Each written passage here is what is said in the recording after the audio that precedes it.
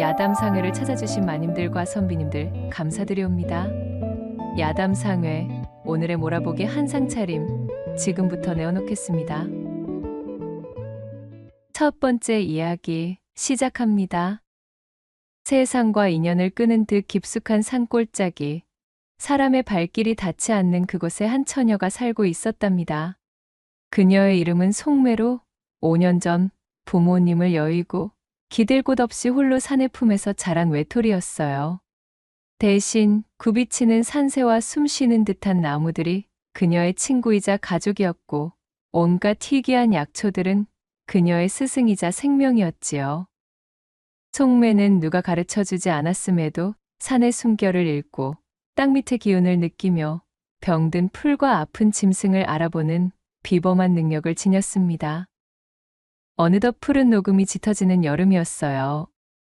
송매는 여느 때처럼 약초를 캐기 위해 더 깊은 산으로 들어섰습니다. 험준한 바위를 오르고 우거진 숲을 헤치며 나아가던 중 낯선 인기척과 함께 희미한 신음소리가 들려왔지요. 송매는 본능적으로 몸을 숨기고 조심스럽게 다가갔답니다. 바위 아래 쓰러져 있는 이는 젊은 사내였습니다. 고운 비단 도포는 흙투성이가 되어 있었고 창백한 얼굴에는 식은땀이 흘렀습니다. 한눈에 보아도 귀한 집 자제인 듯했지만 그의 숨소리는 위태롭게 끊어졌고 차가운 체온은 생명의 불꽃이 꺼져가는 듯했어요. 송매는 산중을 벗어난 바깥의 사람, 그것도 사내를 마주하는 것은 너무나 오랜만이었습니다. 하여 그녀는 한껏 경계심을 느꼈지만 죽음의 문턱에 선 그의 애처로운 모습에 곧 연민을 품을 수밖에 없었지요. 나으리 괜찮으십니까? 송매는 조심스럽게 다가가 그의 어깨를 흔들었습니다. 사내는 미약하게 눈을 떴지만 초점 없는 눈동자는 그녀를 알아보지 못했지요. 송매는 망설이지 않고 그를 부축하여 자신의 거처로 옮겼습니다. 큼지막한 바위 아래 작게 위치한 초가집은 송매가 산에서 채취해온 온갖 약초들의 향과 기운으로 가득했습니다. 송매는 사내를 눕히고 그의 상태를 살폈습니다. 맥의 상태를 보아하니 본디 앓고 있던 깊은 지병의 영향으로 몸이 쇠약해진 데다 원체 약하던 몸을 돌보지 않고 무리한 산행을 감행한 듯 했지요. 하여 기력이 극도로 소진된 상태였답니다. 송매는 급한데도 우선 기력을 되찾아주는 데에 도움을 주는 약재들을 뒤적거리기 시작했습니다.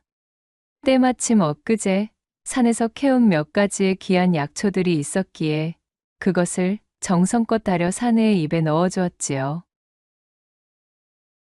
밤새도록 그의 곁을 지키며 차가워지는 그의 손을 녹이고 희미한 숨소리에 귀 기울였어요. 며칠 밤낮으로 송매의 간호가 이어졌습니다. 병세가 위중하여 사경을 헤매던 사내는 송매가 다려준 약초와 산속의 맑은 기운 덕분인지 조금씩 생기를 되찾았습니다. 마침내 그의 눈동자에 뚜렷한 빛이 돌아왔고 한참의 시간이 지난 후 그는 자신을 살린 송매의 존재를 인식하게 되었답니다. 아니, 내가 대체 어찌 이러한 곳에, 그대는 누구시오? 몸이 많이 상하셨습니다. 아직은 움직이지 마시고 더 쉬셔야 합니다. 산중에 쓰러져 계신 것을 발견하여 제 거처로 모셨습니다.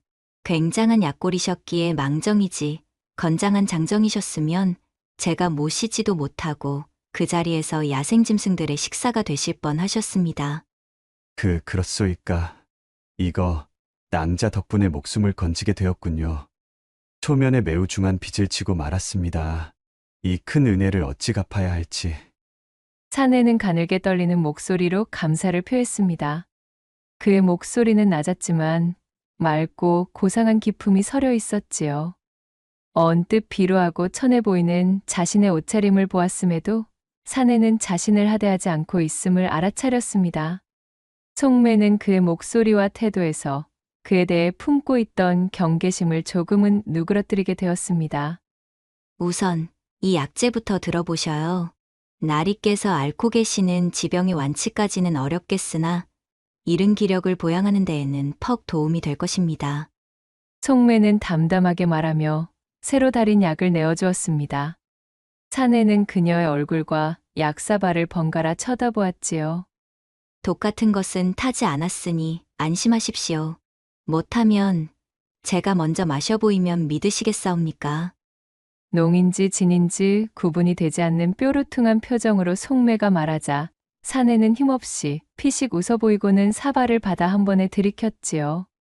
그리고 혈혈단신으로 자신을 구하고 간호까지 해준 송매에게 깊은 호기심을 느꼈습니다.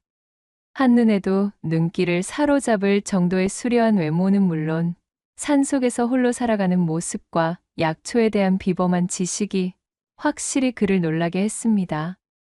헌데 낭자께서는 어찌 이 깊은 산중에 홀로 지내시는 것이오. 약초에 대한 지식도 예사롭지 않으니 혹 풍파를 피해 은둔에 계시는 의원이라도 되시는 게요. 사내의 질문에 송매는 작게 미소 지었습니다. 저는 그저 산에서 나고 자라 산의 이치를 조금 알 뿐입니다.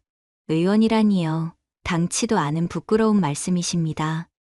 그저 나으리께서 제때 저를 만나 목숨을 건지신 것이 천운이셨겠지요.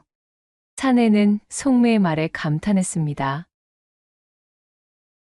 그는 자신이 한양의 명문가 자손인 이연이며 저주와 다름없는 가문대대로 전해오는 지병 때문에 사경을 헤매던 중 한간에 전설처럼 구전되던 설령초라는 약초에 대한 풍문을 접하게 되었다고 이야기했지요.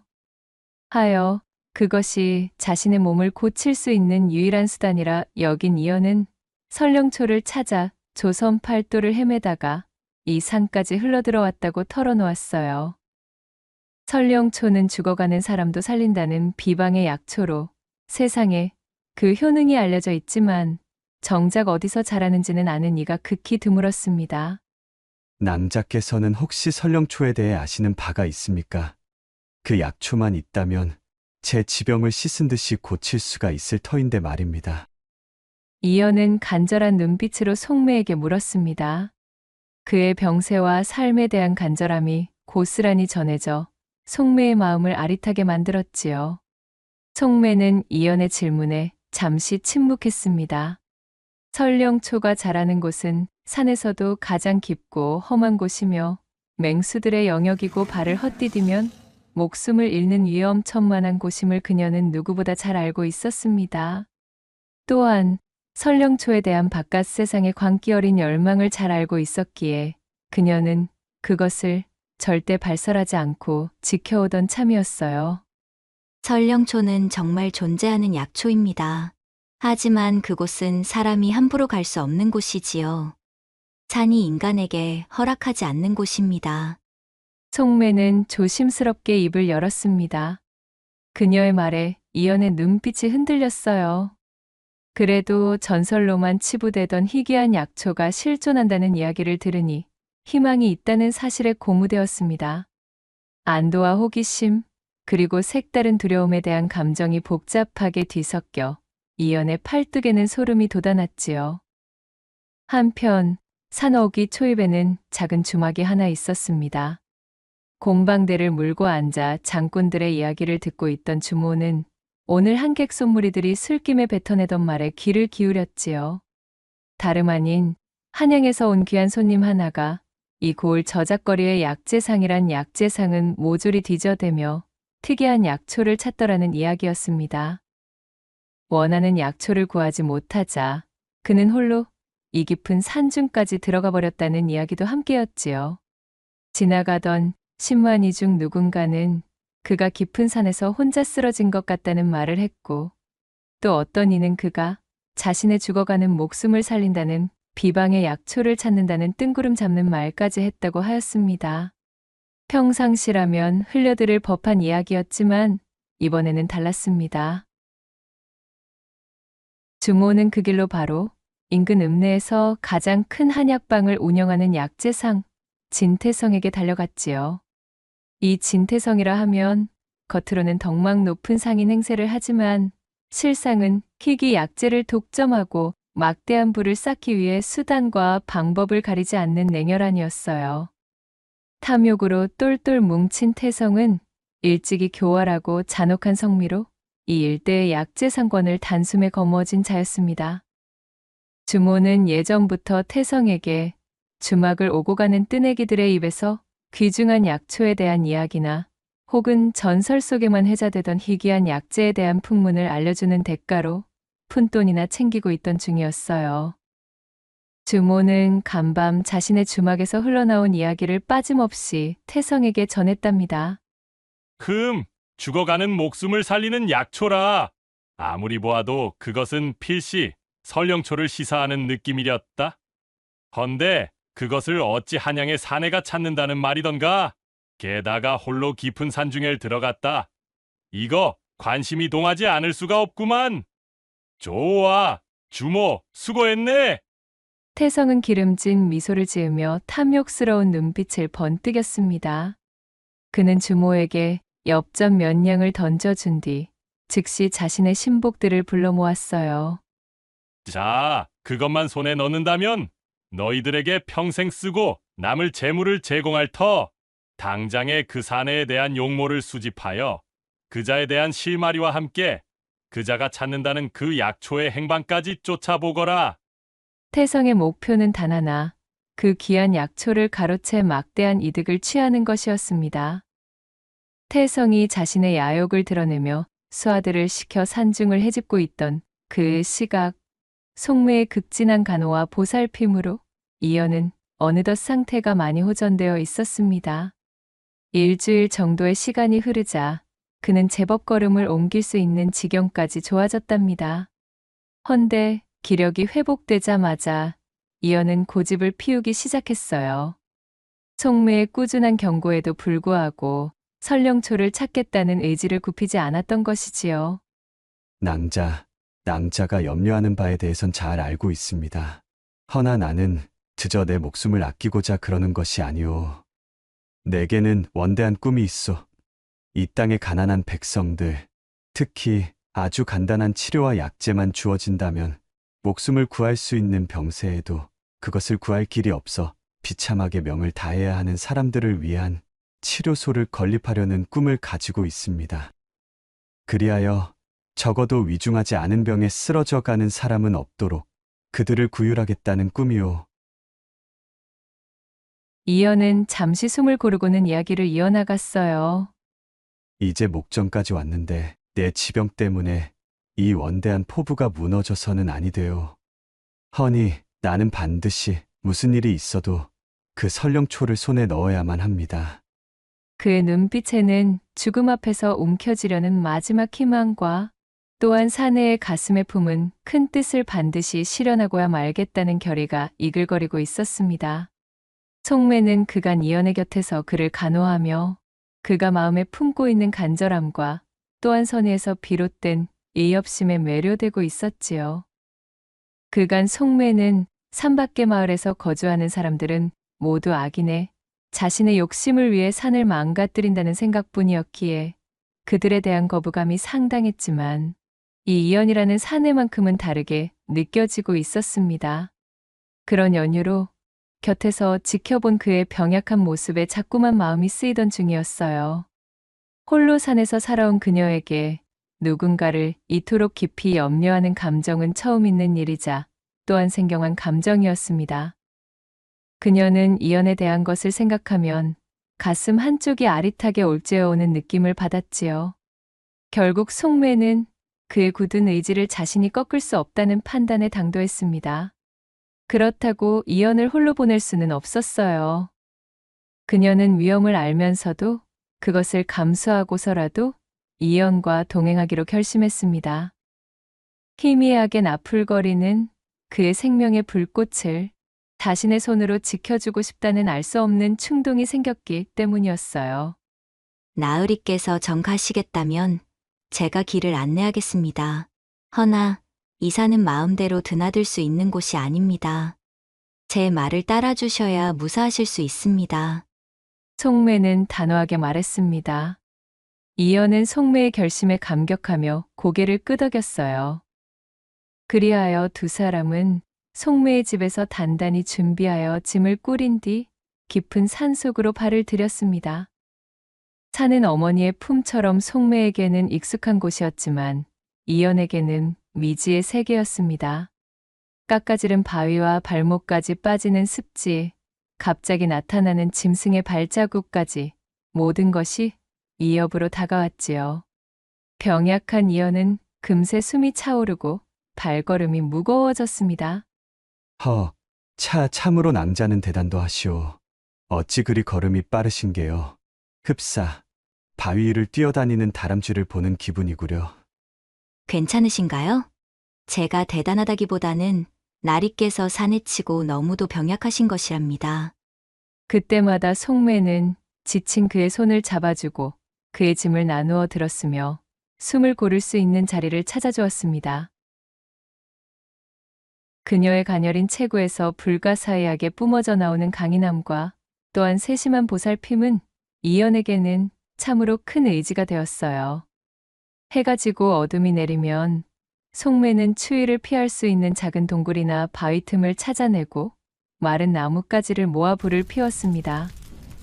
타닥거리는 불꽃 아래 두 사람은 나란히 앉아 밤을 지새웠지요. 그럴 때마다 이연은 속매에게 바깥 세상의 이야기를 들려주었어요.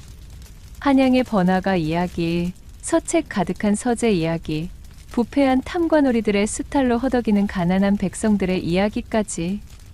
속매는 눈을 빛내며 이연의 이야기에 귀 기울였습니다. 하도 읽어서 낡아버린 서책으로만 보던 세상이 이연의 입을 통해 생생하게 살아나는 듯했지요. 나리께서는 어찌 그리 아는 것이 많으십니까?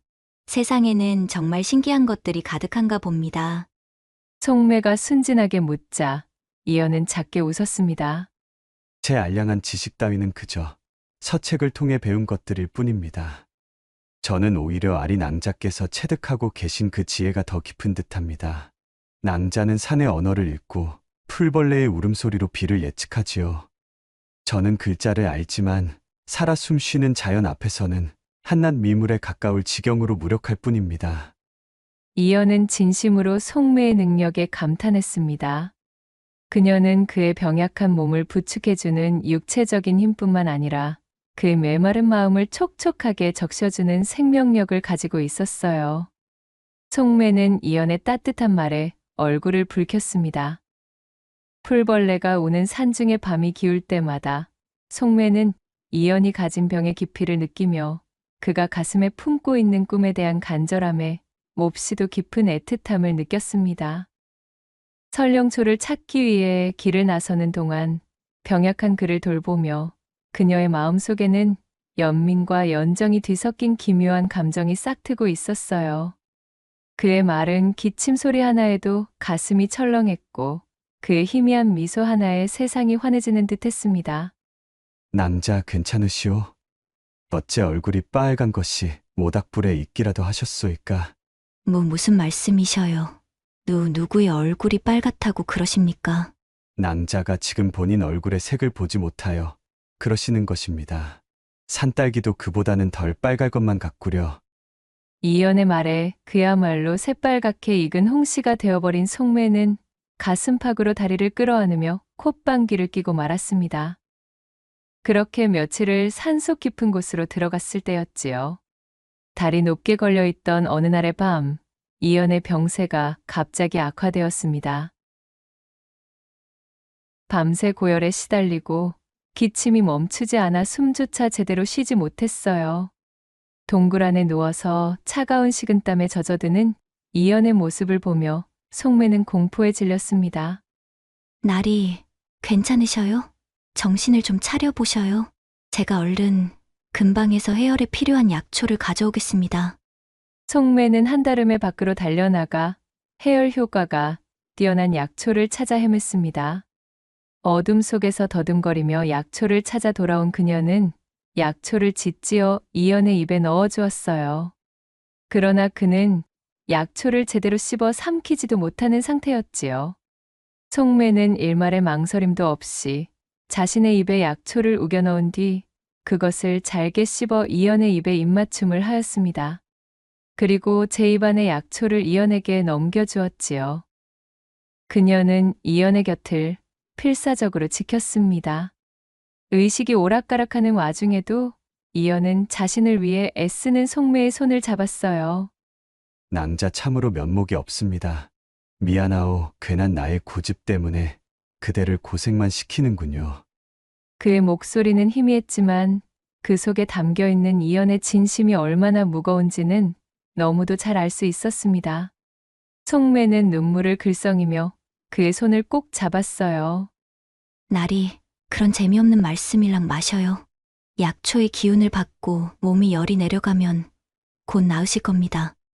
힘을 내주셔요. 그렇게 시간은 흐르고 위태로운 밤이 지나가자 다행히 이연의 열은 조금 내렸습니다. 생사의 고비를 함께 넘기며 두 사람의 마음은 그 어떤 말로도 표현할 수 없을 만큼 깊어졌지요. 이연은 약해진 모습 그대로 송매에게 속마음을 털어놓았습니다. 죽음의 문턱 앞에서 느꼈던 두려움과 삶에 대한 간절한 소망, 그리고 자신을 살리기 위해 모든 것을 내던진 송매에 대한 깊은 감동과 애틋한 마음을 고백했어요. 낭자를 만나고서야 비로소 내 삶이 얼마나 소중한지 알게 되었소. 그간 나는 그저 내 원대한 포부를 위한 재료로 내 목숨을 쓸 뿐, 나 자신에 대한 소중함은 모르고 지냈다오. 헌데 낭자 덕분에 나는 세상을 바라보는 눈 자체가 달라지게 되었습니다. 하늘이 제게 쇠약한 몸과 지병을 주셨지만 또한 얄궂게도 낭자라는 소중한 인연도 함께 주시는군요. 만약 제가 살아남는다면 그때의 낭자와 함께 시간을 보내고 싶습니다. 그의 말이 채 끝나기도 전에 기침이 터져 나왔지만 송매는 그의 진심을 충분히 느낄 수 있었습니다. 그의 고백은 그녀의 가슴에 뜨거운 불씨를 지폈어요. 송매는 결국 참지 못하고 이연의 볼 위로 뚝뚝 눈물방울을 흘리고 말았습니다. 그녀는 조용히 이연의 입술에 자신의 입술을 포개었어요. 그리고는 살포시 그의 미약한 숨소리가 들리는 품에 자신의 봉긋한 가슴을 맞대었지요. 이러한 두 사람의 애틋한 시간은 오래가지 못했습니다. 태성은 자신이 보낸 하수인들로부터 이연의 대략적인 행방과 그가 찾는 약초가 실존할 가능성이 높다는 보고를 받았지요. 태성은 눈이 뒤집혔습니다. 뭐라? 죽어가던 놈이 산속에서 버티고 있다고? 게다가 그 옆에 약초꾼을 하던 계집 하나가 붙어 다닌다는 풍문이 들린다는 말이었다. 허면 필시 그 약초꾼 계집이 설령초의 위치를 알고 있을 가능성이 농후하다. 당장 놈들을 찾아내 약초를 빼앗고 그 처녀의 입을 막아라. 아무에게도 이 사실이 알려져서는 안 된다. 태성은 광기에 찬 목소리로 명령했습니다. 그의 신복들은 짐승처럼 잔혹하고 냉혈한 자들로 돈이라면 사람 목숨쯤은 파리처럼 여기는 자들이었기에 이연과 송매에게는 치명적인 위협이었습니다. 하인들은 산중에서 설령초를 향해 가는 두 사람의 흔적을 끈질기게 쫓기 시작했어요. 그들은 빠르고 은밀하게 움직이며 점점 두 사람에게 다가오고 있었습니다. 가파른 비탈길을 몇 날 며칠 올랐을까요? 산은 깊어질수록 낯선 기운을 뿜어냈습니다. 나무의 모습은 기괴하게 뒤틀렸고 땅에서는 이름 모를 풀들이 독초처럼 뻗어 있었습니다. 숨을 쉬기조차 힘겨운 험한 여정이었지만 송매는 꺾이지 않는 눈빛으로 이연을 이끌었어요. 이연은 경세로 인해 몇 걸음 옮기지 못하고 밭은 숨을 몰아쉬었지만 송매의 손을 놓지 않았습니다. 그녀의 따뜻하고 단단한 손길이 그의 유일한 버팀목이었지요. 낭자, 정말 이곳에 설령초가 있겠소? 이연이 힘겹게 물었습니다. 송매는 고개를 끄덕이며 눈앞에 펼쳐진 거대한 암벽을 올려다보았습니다. 깎아지른 듯한 암벽 중간쯤 희미하게 푸른 기운이 감도는 작은 틈새가 보였지요. 자, 저 틈새가 보이시나요? 그곳이 바로 우리가 찾는 것이 있는 장소입니다. 산의 가장 깊은 심장에 자리한 세상 사람들이 설령초라 부르는 약초의 보금자리 말입니다. 하지만 보시다시피 오르기가 쉽지는 않습니다. 송매는 암벽의 험준함을 설명했습니다. 그곳은 사람이 만든 길이 아닌 바람과 세월이 깎아 만든 길이었고 자칫 발을 헛디디면 천길 낭떠러지로 떨어질 위험이 있었지요. 이연은 암벽을 올려다보며 절망했습니다. 자신의 병든 몸으로는 도저히 오를 수 없는 곳이었습니다. 송매는 그의 곁에 다가가 따뜻한 눈빛으로 그를 바라보았습니다. 허니, 나리께서는 여기서 기다려 주셔요. 제가 설령초를 가져올게요. 아니 됩니다. 낭자, 위험하오. 낭자마저 다치기라도 한다면 나는. 이연은 소리치며 송매를 붙잡았습니다. 하지만 송매는 단호했지요. 나리께서 이곳까지 오신 것은 설령초 때문입니다. 그리고 저 암벽은 이 산에서 나고 자란 제가 아니면 아무도 오르지 못할 곳입니다. 예전이라면 모르겠으나 지금의 나리께서는 저에게도 너무도 소중한 사람입니다. 허니, 이대로 나리를 죽게 둘 수는 없어요. 나리는 이제 저를 위해서라도 꼭 살아남으셔야 하는 사람이에요. 송매는 이연의 손을 조심스럽게 놓고 암벽을 오를 채비를 했어요. 그녀는 산을 타는데 익숙했고 바위의 틈새와 뿌리를 이용하여 기어오르기 시작했습니다. 그녀의 움직임은 마치 산짐승처럼 날렵하고 거침없었지요. 이연은 숨을 죽이고 송매가 오르는 모습을 지켜보았습니다. 한 발 한 발 아슬아슬하게 나아가는 그녀를 보며 그의 가슴은 타들어가는 듯 했어요. 자신의 생명을 위해 저 가녀린 채구로 암벽을 타고 있는 송매의 모습을 올려다보며 그의 마음은 이루 말할 수 없이 복잡했습니다. 그렇게 송매가 암벽의 절반쯤 올랐을 때였어요. 갑자기 아래쪽에서 시끄러운 소리가 들려왔습니다. 저기 있다. 저놈이 이연이고 저 처녀가 약초꾼이다. 어느새 두 사람의 발자취를 쫓아온 태성과 그의 신복들이 그들 앞에 나타났습니다.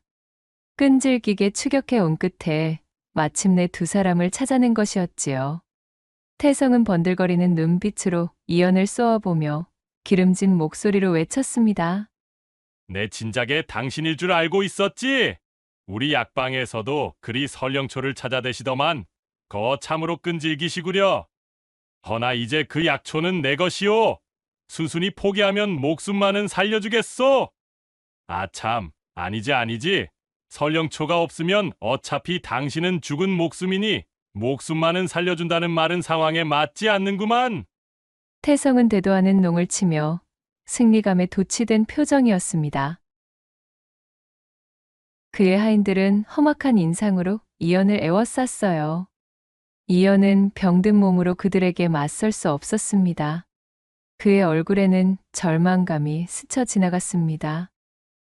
암벽을 오르던 송매는 아래에서 벌어진 상황을 보고 심장이 덜컥 내려앉았습니다. 이연의 입에서 들었던 사람의 탈을 쓴 짐승들에게서 볼 법한 기운을 내뿜고들 있었으니까요. 송매는 더욱 빠르게 암벽을 기어올랐습니다. 이렇게 된 이상 설령초를 선점하여 그것을 무기로 삼는 수밖에는 없었습니다. 태성은 송매가 약초에 다가가려는 것을 보고 소리쳤지요. 저 계집을 막아라. 약초를 손에 넣기 전에. 수아 하나가 암벽 아래에서 송매를 향해 활을 겨누었습니다. 날카로운 화살촉이 송매를 향해 날아왔어요. 송매는 재빨리 몸을 틀어 화살을 피했지만 아슬아슬하게 스쳐 지나간 화살에 옷소매가 찢어졌습니다. 위험천만한 순간이었어요. 송매는 더 이상 지체할 수 없다고 판단했습니다. 혹여나 이대로 암벽에서 태성의 수하들에게 당하기라도 하면 홀로 남게 되는 이연은 생명을 담보할 수가 없는 처지에 놓일 것이 뻔했지요. 송매는 천천히 암벽을 내려오며 산에서 익힌 기지를 발휘했습니다. 암벽의 주변에는 노란 꽃의 약초가 자라고 있었는데 그것의 잎사귀는 약용할 수 있었으나 꽃잎의 수술에 묻어있는 분말이 눈에 들어가면 독성이 강해 일시적으로 눈을 멀게 하는 작용을 했지요. 송매는 그 약초의 꽃잎들을 재빨리 뜯어냈습니다. 그리고는 땅에 다다랐을 때 자신을 에워싸고 있던 태성과 수아들의 눈을 향해 꽃잎의 분말을 입으로 훅 불어버렸지요. 그거 내 눈! 독성의 분말은 태성 일행의 눈에 들어가 극심한 고통을 주었습니다. 그들은 눈을 비비며 비명을 질렀고 잠시 동안 앞을 제대로 보지 못했습니다. 송매는 그 틈을 타 재빨리 쓰러져 있는 이연에게 달려갔어요. 태성과 하인들은 아직 독초 분말의 고통에서 벗어나지 못하고 눈물을 흘리고 있었습니다. 나리, 괜찮으셔요? 자, 이 틈에 어서.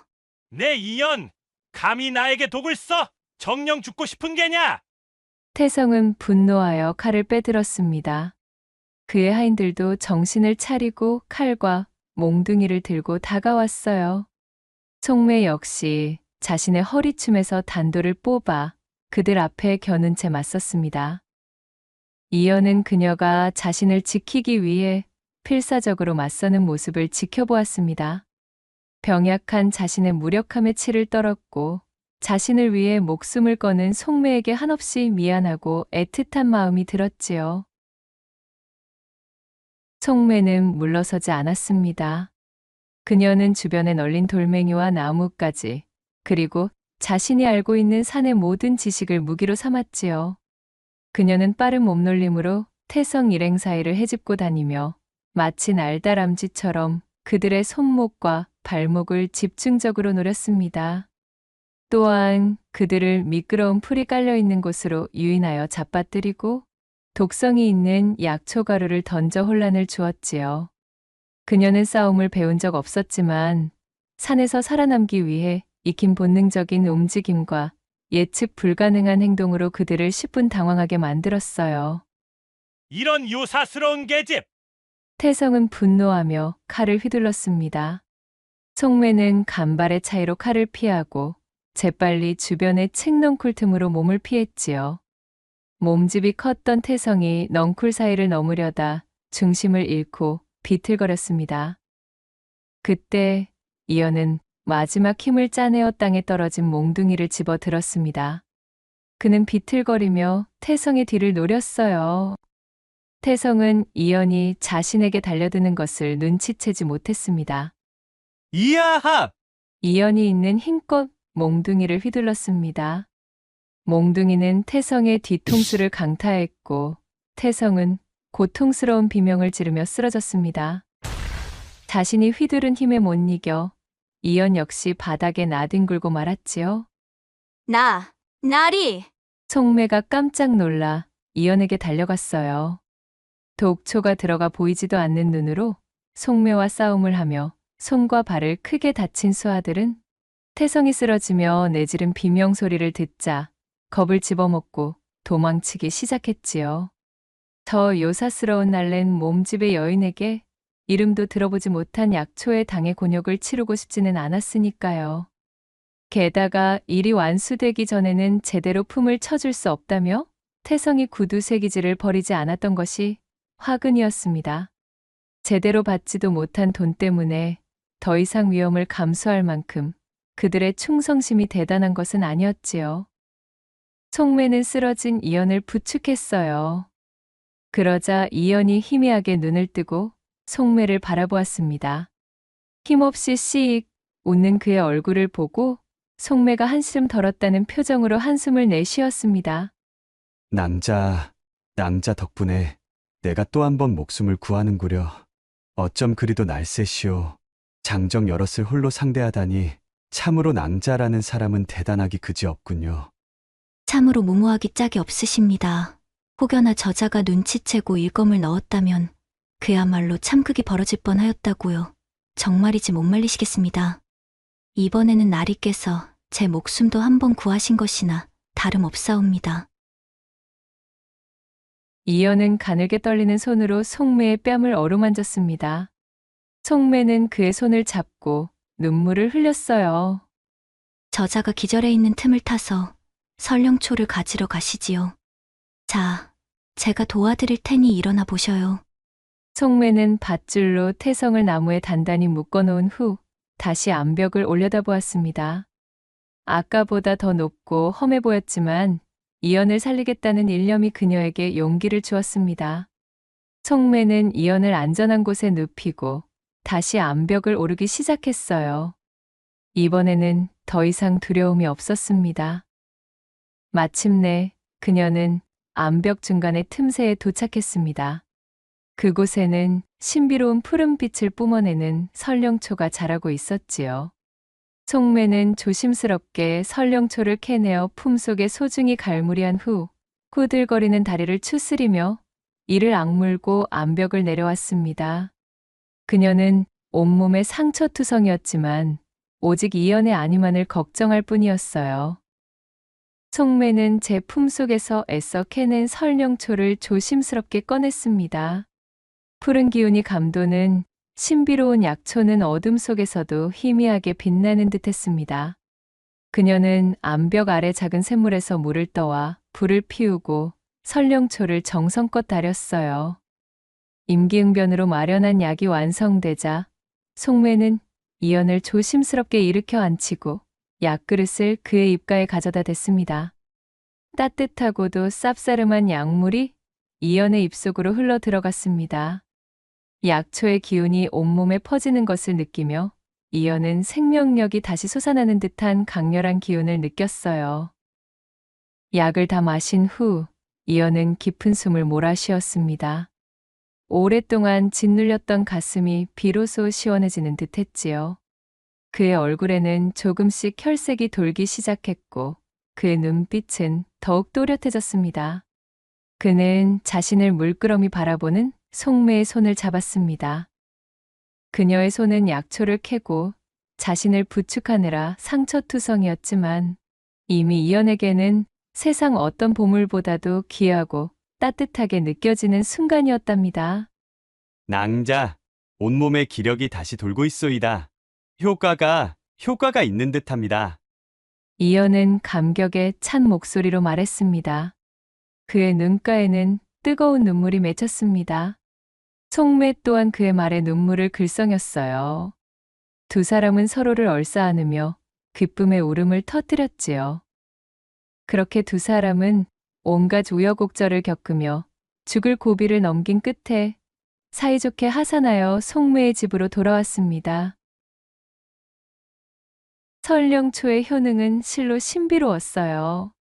며칠이 지나자 이연은 거짓말처럼 기력을 회복하기 시작했습니다. 예전에 병약했던 모습은 온데간데 없고 건강하고 늠름한 사내의 기운이 되살아났습니다. 그는 송매의 보살핌 속에서 완전히 다른 사람이 되어가는 것을 느꼈어요. 이연은 건강을 완전히 회복한 후 한양으로 돌아갈 채비를 했습니다. 낭자, 이제 한양으로 돌아가야 할 때가 된 듯 싶습니다.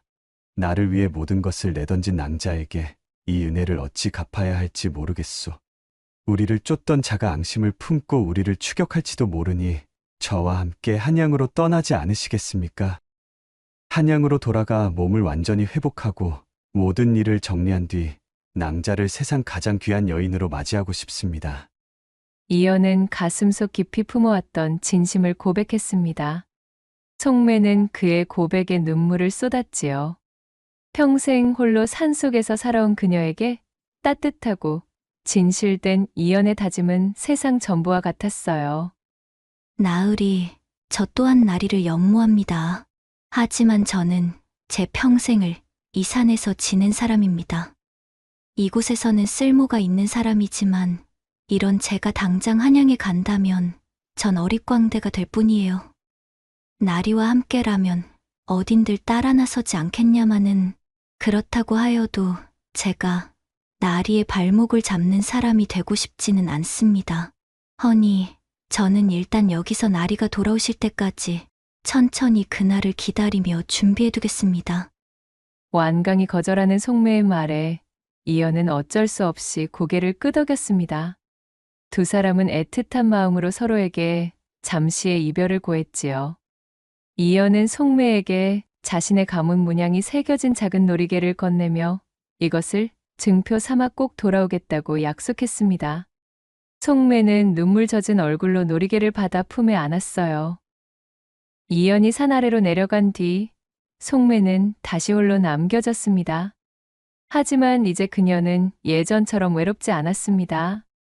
이연과의 추억과 그의 약속이 그녀의 마음을 따뜻하게 채워주었지요. 그녀는 이연이 남기고 간 놀이개를 부적처럼 품고 약속의 날을 기다리며 더욱 열심히 약초를 캐고 산을 돌보았어요. 또한 한양으로 떠날 채비 역시 잊지 않았습니다.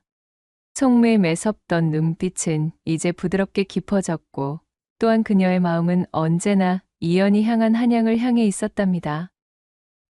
한편 탐욕에 눈이 멀었던 태성은 비참한 최후를 맞고 말았습니다. 이연과 속매는 태성의 수하들이 다시 와 그를 데려갈 것이라 생각하여 태성을 그대로 나무에 묶어둔 채로 하산했던 것이지요. 하지만 속매와 이연에게 입은 상처는 생각보다 깊었고 게다가 그가 희귀 약초를 가로채려다 실패하고 신복들까지 잃었다는 소문이 읍내에 퍼지면서 그의 명성과 신뢰는 땅에 떨어졌지요. 돈벌이에만 급급했던 그의 실체가 드러나면서 사람들은 그에게 등을 돌렸습니다. 아무도 산중 깊숙한 곳까지 그를 구하기 위해 발벗고 나서는 사람이 없었어요. 그렇게 깊은 산중의 밤, 야생짐승들의 울음소리를 들으며 고통 속에서 몸부림치던 진태성은 자신이 그토록이나 탐했던 재물이 정작 가장 중요한 순간 아무것도 하지 못함을 깨닫고는 허망해했습니다. 결국 그는 비루한 모습으로 객사하여 탐욕의 끝이 얼마나 비참한지를 보여주기도 전에 산짐승들의 먹이가 되고 말았습니다. 계절이 몇 번 바뀌고 산에는 다시 푸른 녹음이 짙어졌어요. 속매는 매일같이 산 어귀를 바라보며 이연을 기다렸습니다. 그리고 마침내 그녀가 그토록 기다리던 날이 찾아왔어요. 저 멀리 산길을 따라 한 사내가 걸어오고 있었습니다. 늠름한 풍채에 건강한 기운이 넘치는 그는 예전에 병약했던 이연과는 전혀 다른 모습이었지요. 속매는 한눈에 그를 알아보았습니다. 가슴이 벅차올라 숨조차 제대로 쉬지 못했지요. 날이 속매는 이연에게 달려갔습니다. 이연은 환한 미소를 지으며 그녀를 품에 안았습니다. 낭자, 참으로 오래 기다리셨소. 접니다. 약속대로 제가 돌아왔습니다. 어디, 그 어여쁜 얼굴 좀 내게 보여주시구려. 두 사람은 말없이 서로를 품에 안고 눈물을 흘렸습니다. 기나긴 기다림과 애틋한 그리움이 한순간에 녹아내리는 순간이었습니다. 이연은 이제 건강을 완전히 회복한 상태였답니다. 그는 산속에서 속매와 함께 겪었던 일들을 통해 그는 진정한 삶의 가치와 행복이 어디에 있는지를 깨달았던 차였어요. 그는 가문의 반대를 무릅쓰고 산골 처녀인 속매를 아내로 맡기 위해 이곳으로 돌아왔습니다. 두 사람은 산속에 아담한 집을 짓고 함께 살았어요. 이연은 속매에게 바깥 세상의 지식이 담긴 책과 학문을 가르치고 속매는 이연에게 산의 지혜와 약초의 신비를 가르쳤지요. 이연은 자신의 지식과 선량함을 바탕으로 마을 사람들을 돕고 속매는 자신의 약초 지식으로 병든 이들을 치유했습니다. 탐욕과 거짓으로 얼룩진 세상의 풍파 속에서도 산의 순수함과 두 사람의 진실된 사랑은 변치 않았습니다. 이연과 속매는 서로에게 의지하며 산처럼 깊고 변치 않는 사랑을 나누었고 이후로도 그들은 오래오래 행복하게 살았다는 후문이 전해지고 있사옵니다. 두 번째 이야기 시작해 볼게요. 옛날 옛적 늑봉과 문택이라는 이름의 두 사내아이가 있었습니다. 늑대처럼 날렵한 눈매의 늑봉과 달빛처럼 은은한 분위기의 문택은 앞뒷집 장독대 사이로 난 좁은 길만큼이나 가까운 사이였지요. 서당 훈장님의 회초리도 여름날 개울가의 미꾸라지도 가을날 감나무의 홍시도 이 두 사람에게는 언제나 함께 나누는 추억이었어요. 둘은 한 배에서 나온 형제보다 더 가까웠고 어쩌면 그런 형제들보다도 더 서로를 잘 알았습니다. 서로의 숨소리만으로도 기분을 알아챌 수 있었고 눈빛만 봐도 무슨 생각을 하는지 읽어낼 수 있었지요. 그렇게 세월을 공유하며 시간을 쌓아가 두 사람이 17이 되던 해였습니다. 솜털이 보송보송한 소년의 얼굴에 거뭇한 수염이 돋아나기 시작할 무렵 늑봉은 커다란 결심을 하게 되었어요. 산자락에 펼쳐진 몇 대기의 밭, 아침해와 저녁달, 그리고 뻐꾸기 울음소리로 가득한 고향 땅은 이제 늑봉에게는 더 이상 아늑한 보금자리가 아닌 관아의 옥사처럼 갑갑하게 느껴졌습니다. 늑봉은 이 작은 세상에 자신의 꿈을 가둘 수 없다며 넓은 세상으로 나가겠다고 선언했지요. 마치 날개를 펴고 둥지를 떠나는 어린 새처럼 늑봉의 눈에는 야심이 불타올랐습니다. 떠나기 전날 밤, 늑봉과 문택은 달빛 아래 놓인 술상을 마주했습니다. 술잔이 오가는 동안 둘 사이에는 말이 필요 없었어요. 쌓은 시간만큼 눈빛만으로도 충분했지요. 늑봉의 눈빛에는 미지의 세계에 대한 설렘과 두려움이, 문택의 눈빛에는 친구를 떠나보내는 아쉬움과 응원이 담겨 있었습니다. 밤이 깊어지고 술병이 비워질수록 둘의 그림자는 마치 하나가 되는 듯 길게 늘어졌답니다. 그 밤은 풀벌레 소리만이 마치 이별을 슬퍼하는 듯 구슬프게 울렸습니다. 그렇게 늑봉은 뒤도 돌아보지 않고 고향을 떠났고 5년이라는 시간이 흘렀습니다. 그간 문택은 선친에게 물려받은 논밭을 일구며 흘린 땀방울로 시간을 다졌지요. 봄에는 모내기를 하고 가을에는 황금빛으로 물든 별을 수확했습니다. 얌전하고 마음씨 고운 아내를 맞이했고 토끼처럼 귀여운 여식도 얻었습니다. 고향 땅에 뿌리 내린 나무처럼 문택은 반듯하게 살아가고 있었더랬어요.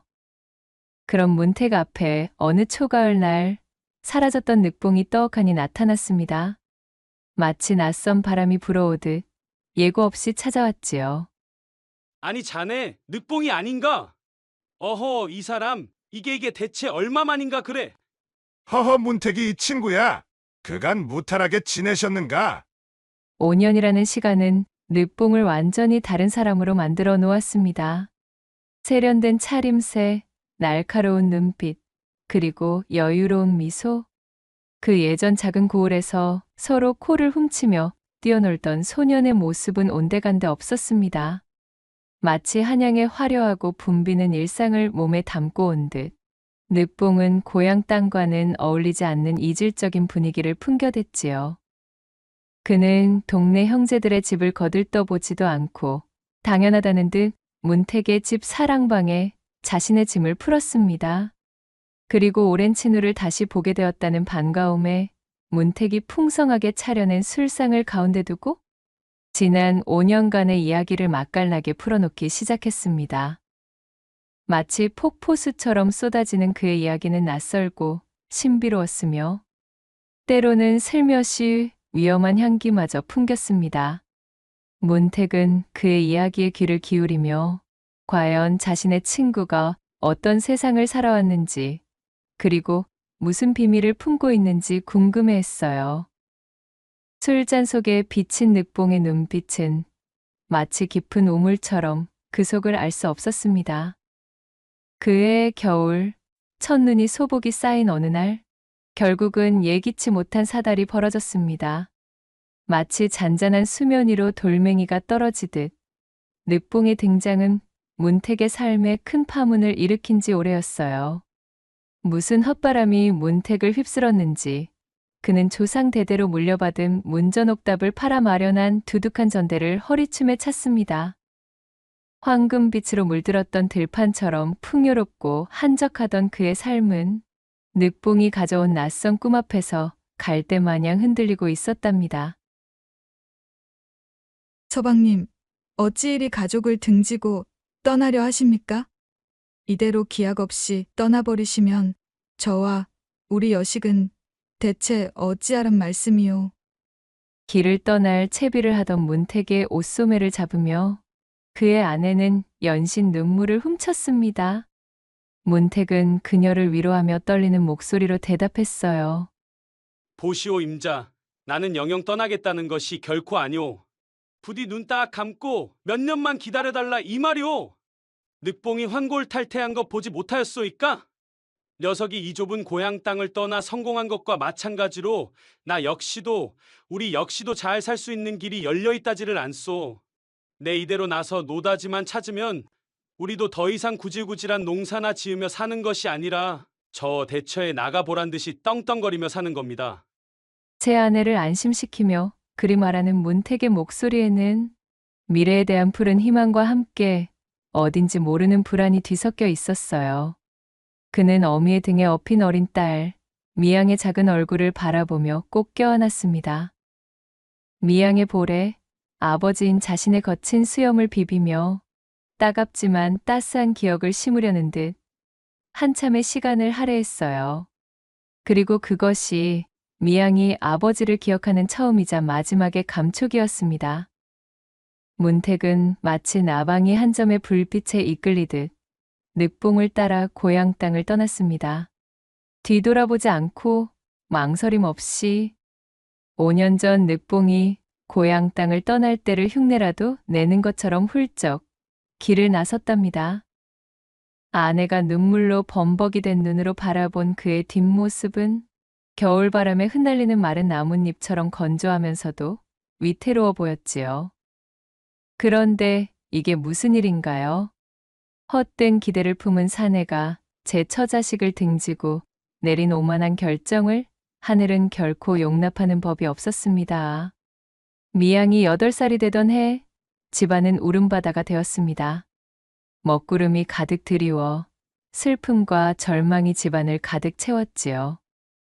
멀리 함경도 무산의 황량한 고원을 헤매던 문택이 그만 발을 헛디뎌 천길의 낭떠러지로 떨어졌다는 소식이 전해졌습니다.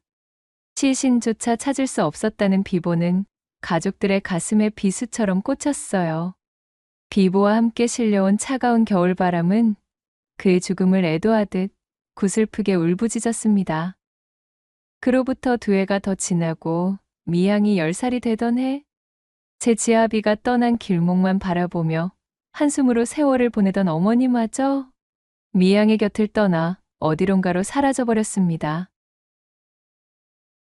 외가에 맡겨진 어린 미양은 그렇게 부모를 모두 잃은 신세가 되고 말았지요. 세상에 홀로 남겨진 어린아이의 마음에는 헤아릴 수 없는 슬픔과 원망이 쌓여갔습니다. 깨진 경대의 조각 마냥 미양의 마음은 산산이 조각나 있었어요. 그런데 어쩐 일인지 시간이 흐를수록 문택의 죽음을 둘러싼 소문이 마을에 퍼져나가는 것이었습니다.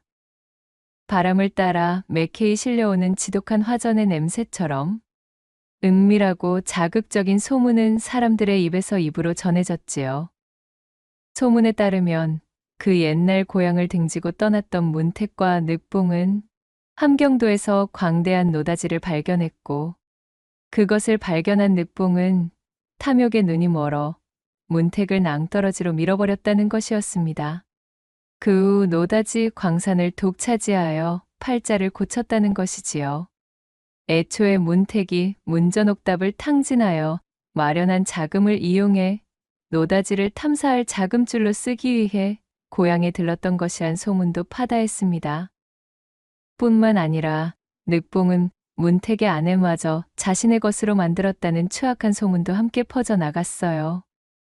소문은 겨울밤의 눈처럼 쌓이고 쌓여 미양의 마음에 두꺼운 장막을 만들었습니다. 어린 미양의 귀에 그 소문이 피딱지처럼 들러붙었지요. 아버지의 죽음과 어머니의 부재, 그리고 믿었던 아버지 친구의 배신, 그것들은 어린 미양의 마음에 깊은 상처를 남기기에 충분했어요. 독이 든 칼과 같은 소문은 그녀의 마음을 찢고 또 찢었습니다. 미양은 홀로 남겨진 어둠 속에서 그렇게 처음으로 복수를 다짐했답니다. 큰 소용돌이 없이 행복하게 지냈을 자신의 집안을 박살낸 늑봉에 대한 증오, 어린 자신을 버려둔 채 자존심도 없이 늑봉에게 붙은 제 어미에 대한 실망, 그녀의 두 눈에는 나이에 걸맞지 않은 차가운 증오의 불꽃이 타오르고 있었습니다.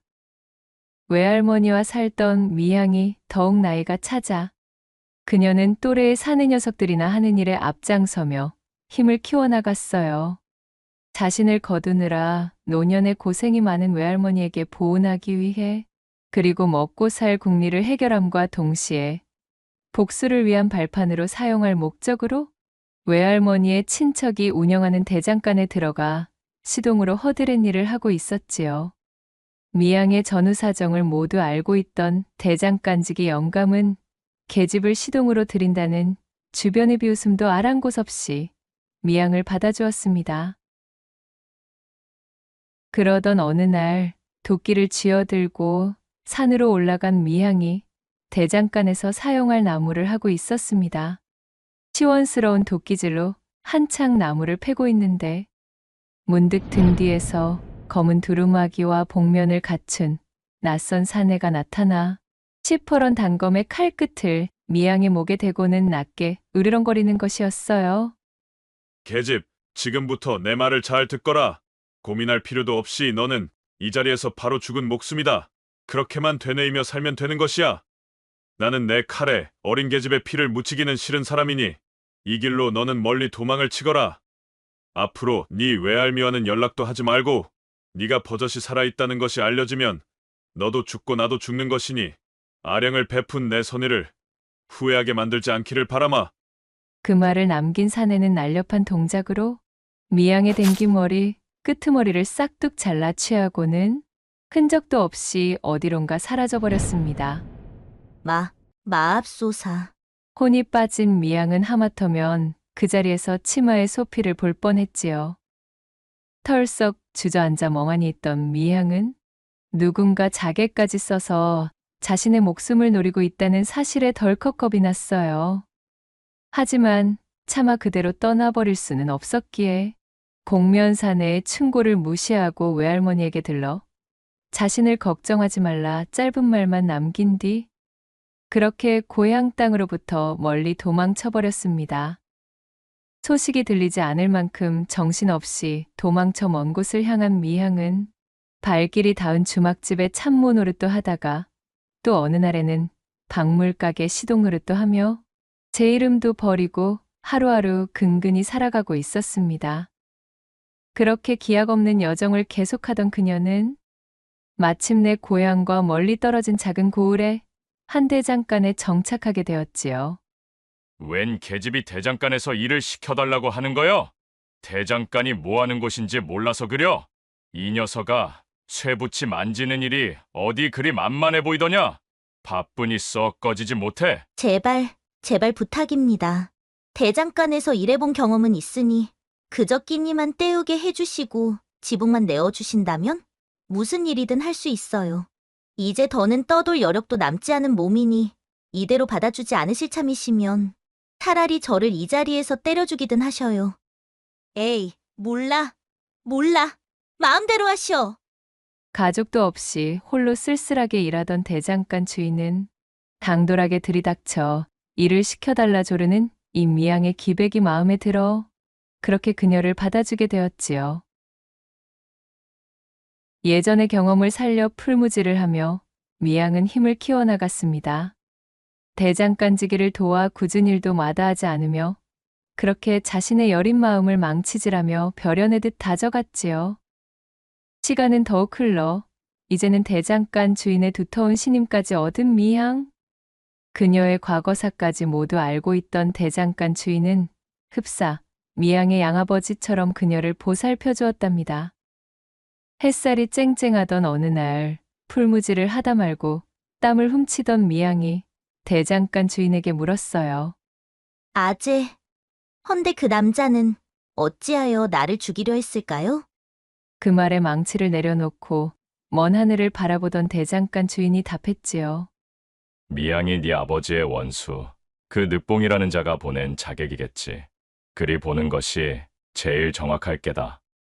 아무리 보아도 그렇지요? 사실은 저도 어렴풋이 그리 생각하고 있었어요.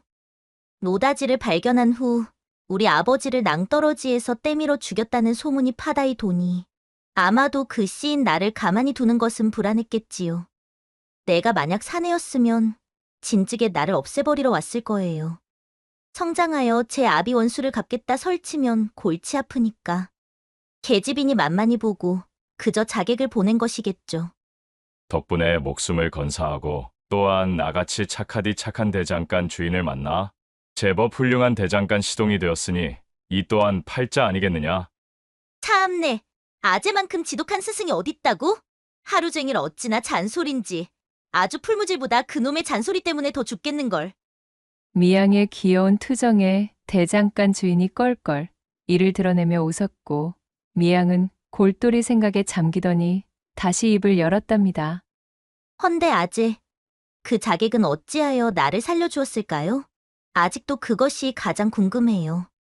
미양의 물음에 대장간 주인은 긴 한숨을 쉬고는 답했어요. 모르긴 몰라도 명색이 자객으로서 쥐콩만한 계집에 피를 묻히는 것이 찜찜하기도 했을 것이고 이것은 그저 내 추측이기는 하다만 너의 생모가 늑봉에게 재취를 간 것이 사실이라면 아마도 늑봉이 수작을 부리는 것을 생모가 엿들었을 수도 있지.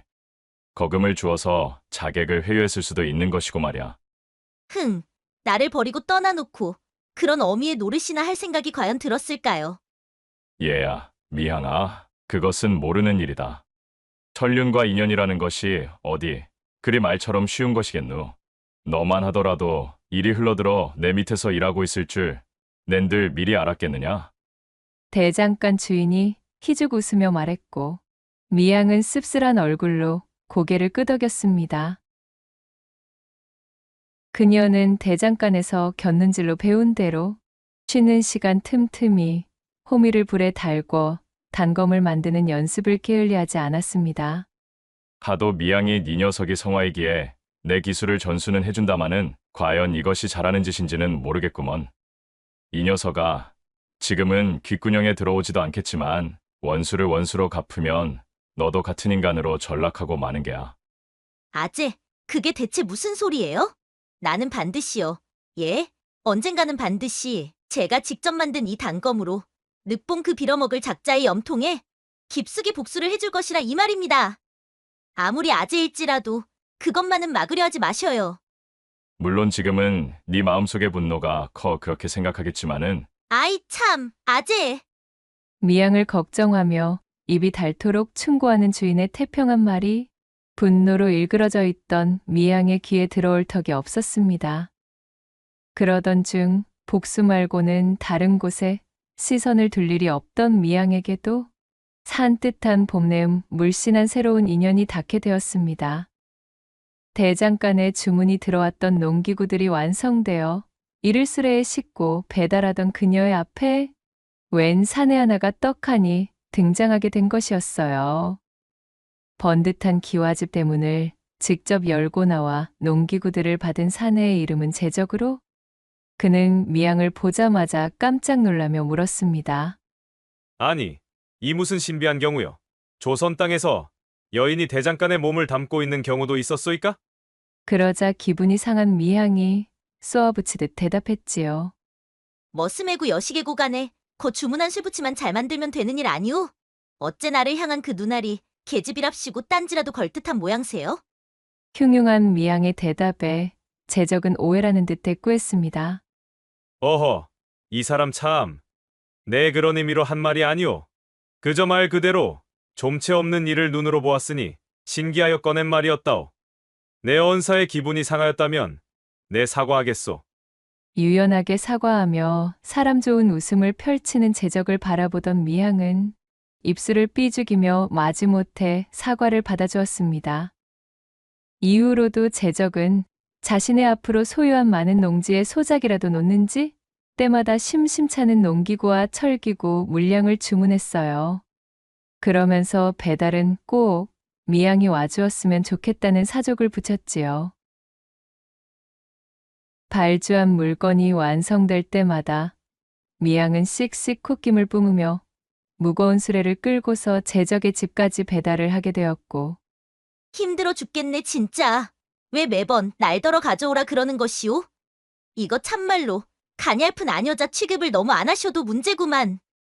그때마다 제적과 이런저런 대화를 나누며 티격태격하다 보니 두 사람은 금세 친분을 쌓게 되었어요. 처음 제적을 마주하며 미양이 느꼈던 첫인상에 비해 이 제적이라는 사내는 꽤나 매력이 넘치며 또한 학식이 대단한 것이었지요. 그간 저기를 불태우며 나를 세우고 살던 자신이 이 제적과 대화를 하면 어느새 습기를 머금은 지푸라기처럼 눅눅해지는 것을 느꼈습니다. 약해지는 것이 싫었고 약해 보이기도 싫어 악착같이 지내왔지만 막상 그러한 느낌을 받으니 어쩐지 편해지는 기분이 들었지요. 혼인도 하지 않은 제적은 미양과는 3살의 나이 터울을 지녔었으나 원체 채통 차리는 것을 싫어하는 성미였던 데다 또한 미양의 괄괄한 성미를 귀엽게 여긴 통에 언제부터인가 미양은 제적을 그냥 오라버니라 호칭하기 시작했어요. 장난스레 몇 마디 오고 가던 주제들은 날이 가면 갈수록 점점 더 무게가 생겼고 이윽고는 서로 가슴 깊숙한 곳에 묻어두고 있던 비밀과 아픔마저 공유하는 것이었지요. 제적은 미양이 조심스럽게 꺼낸 제 과거에 대한 사연들을 듣고는 자신 역시도 아버지가 굳게 믿던 친구에게 호되게 당해 복수심이 불타오르던 때가 있었다며 그 마음이 무엇인지 10분 이해할 수 있다는 말을 하지 않겠어요? 어쩐지 오라버니를 처음 보았을 때부터 온몸에서 고생 끝에 이 자리까지 선 듯한 냄새를 풀풀 풍기시더니만 역시 사연이 있는 사내셨구만. 허허, 미양이 네가 꽤 제대로 보았구나. 기왕 일이 된 거 그 사연이나 좀 더 자세히 말해줘 보셔. 오늘은 어차피 배달 끝나면 들어가 쉬기로 주인아재랑 이야기가 다 끝났으니까 어디 느긋하게 오라버니 사연이나 한번 들어보겠수. 이에 제적은 씁쓸한 미소를 머금고는 자신에 대한 이야기를 시작했지요. 본디 제적은 뼈대 있는 집안에서 태어났으나 6살 때 모친을 기근으로 여의고 부친은 화병으로 드러눕게 되었습니다. 그러던 어느 날 부친과 의형제를 맺은 염참봉이 강을 건너 문병을 온 것이었지요. 두 사람은 염참봉의 딸과 제적을 나이가 차면 혼인시키기로 굳게 약조한 사이였습니다. 이 사람아, 꼴이 이게 무언가 그래? 허허, 여보게 염참봉, 내가 이대로 황천을 건너거들랑 우리 제적이를 부디 자네가 좀 맡아주시게나. 아들내미 걱정이랑 마시고 일단은 몸부터 좀 추스리시게. 두 사람은 서로 손을 굳게 잡으며 친분을 과시하듯 침울한 위로를 나누었지요. 그로부터 한 달이 지나 제적의 아버지는 약속이라도 한 듯 이승을 하직했습니다.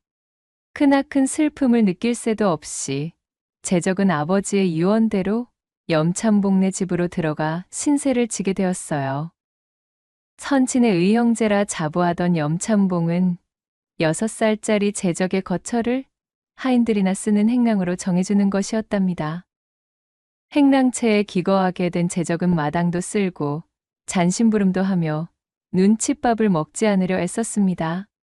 이것저것 부지런히 일하며 밥값을 해오다가 어느 날 근처 서당에서 학동들이 나오는 모습을 물끄러미 바라보고는 염참봉에게 자신도 서당에 가서 글을 배우고 싶다며 청을 올리게 되었어요.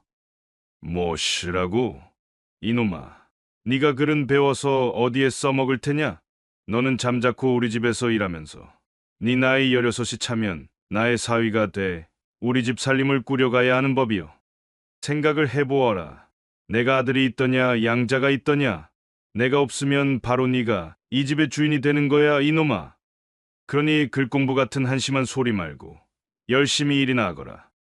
염참봉은 이런 사탕발림으로 어린 제적을 집안의 머슴처럼 부려댔어요. 순진하던 제적은 염참봉의 그 약속만을 믿고 뼈가 부서져라 일하고 또 일했습니다. 그렇게 조실부모한 제적이 고사리 같던 손에 물집과 굳은 살을 쌓아 올리며 시간을 채웠고 어느덧 선친의 의형제 염참봉네 집에 들어온 지 꼬박 10년이 되었지요.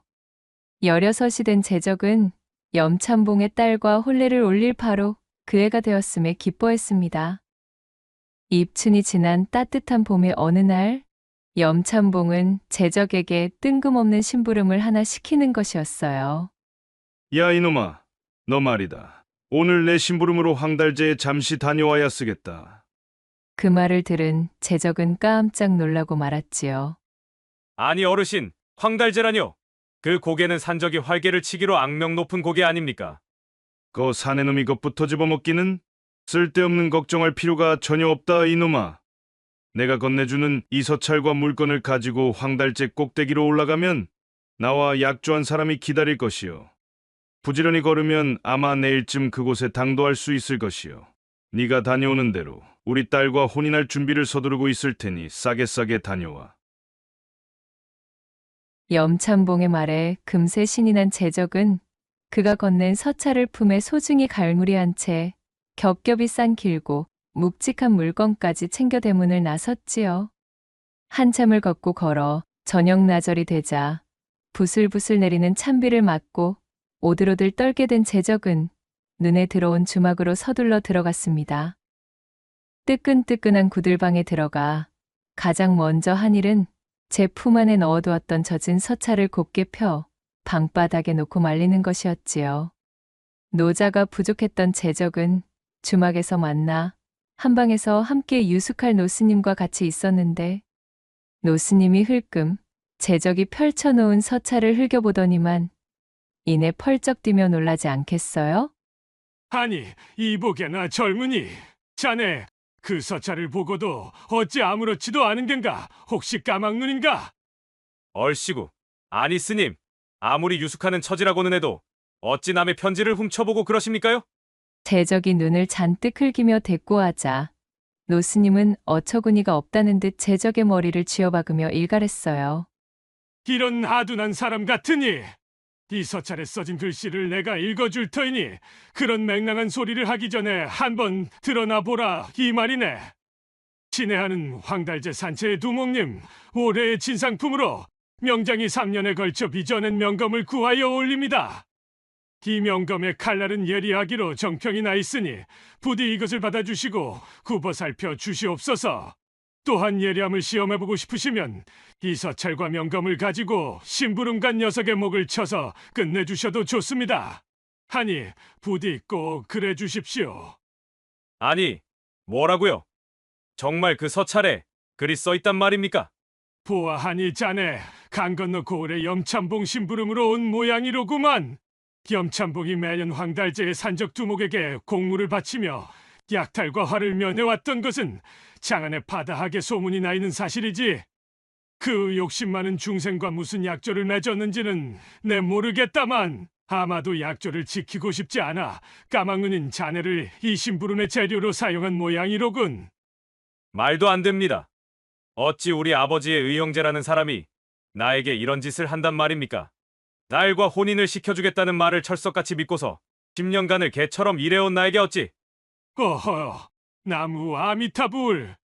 이튿날 아침 충격을 금할 수 없었던 제적은 심부름을 포기하고 스님을 따라 첩첩산골에 처박혀 있는 암자로 들어갔습니다. 염참봉에 대한 원한도 원한이었지만 제적을 더욱 괴롭혔던 사실은 자신을 죽이려는 글 한 줄 읽을 줄도 몰라 그런 멍청한 심부름을 하며 신이 나 있던 자신에 대한 멍청함이었지요. 그것이 여간 한스럽게 느껴진 것이 아닌 제적은 그날부터 노스님을 졸라 죽기 살기로 글 공부에 매진했습니다. 이후로 몇 해가 지났고 피 맺힌 복수심으로 공부에 매진한 제적은 결국 과거에 급제할 수 있었습니다. 노스님에게 인사를 올리고 암자를 내려온 제적은 자신의 품 안에 고이 간직해둔 그날의 서찰을 꺼내 다시 한번 읽어보았지요. 내 이날만을 기다리고 또 기다렸노라. 명인이 만들었다는 이 명검이 어디 소문대로 아직도 무뎌지지 않은 칼날을 자랑하고 있을지 내 염참봉 니놈에게 꼭 시험해주마. 그렇게 사리에 가득 찬 제적을 말린 것이 그를 따라 나섰던 노스님이었습니다. 이럴 것이라 예상하여 내 굳이 너의 뒤를 밟았느니라. 지금껏 너의 노력이 복수를 하기 위한 것임을 부정치는 않겠다. 허나 그 어렵고 힘들던 글 공부를 지금까지 버티며 또한 과거에 급제까지 한 것 또한 따지고 보면 염참봉이 내게 저지른 추악한 과오 덕분 아니더냐.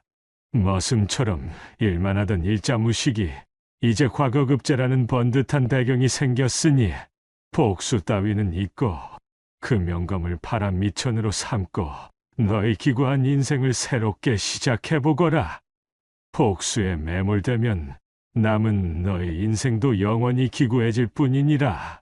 굳이 내가 복수를 하지 않더라도 하늘이 염참봉을 대신 벌해줄 것이니 내 말을 믿어보거라. 노스님의 절절한 충고에 결국 제적은 뜨거운 눈물을 삼키며 하늘을 향해 고개를 쳐들었습니다. 산천이 떠나가라 포효하며 고함을 뱉어낸 제적은 한참이나 노스님의 말을 곱씹으며 생각에 잠겼어요. 알겠습니다, 스님. 제 목숨을 구해주신 스님의 말씀이니 따르겠습니다. 그리하여 노스님과 정식으로 이별을 나눈 후 관직을 포기하고 상업생리를 터득하는 것에 몰두하여 무일푼 빈털터리 머슴 출신의 보잘것없는 사내 제적은 점차 가세를 불려나가기 시작했습니다.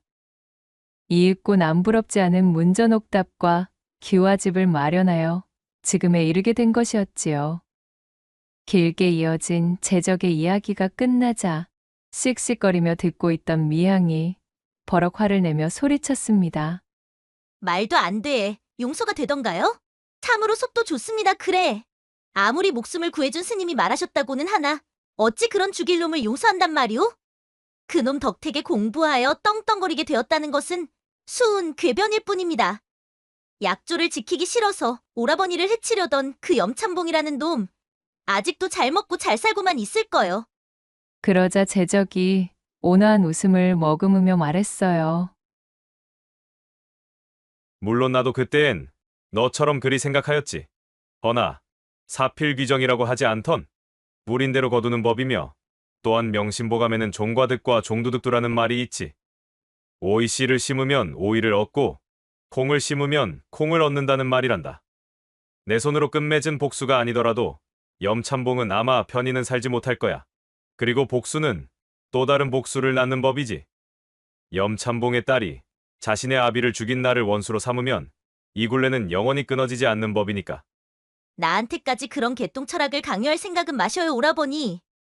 하하, 물론이야. 하지만 나는 미양이 너도 언젠가 지금의 내 마음을 이해할 날이 오리라 믿고 있단다.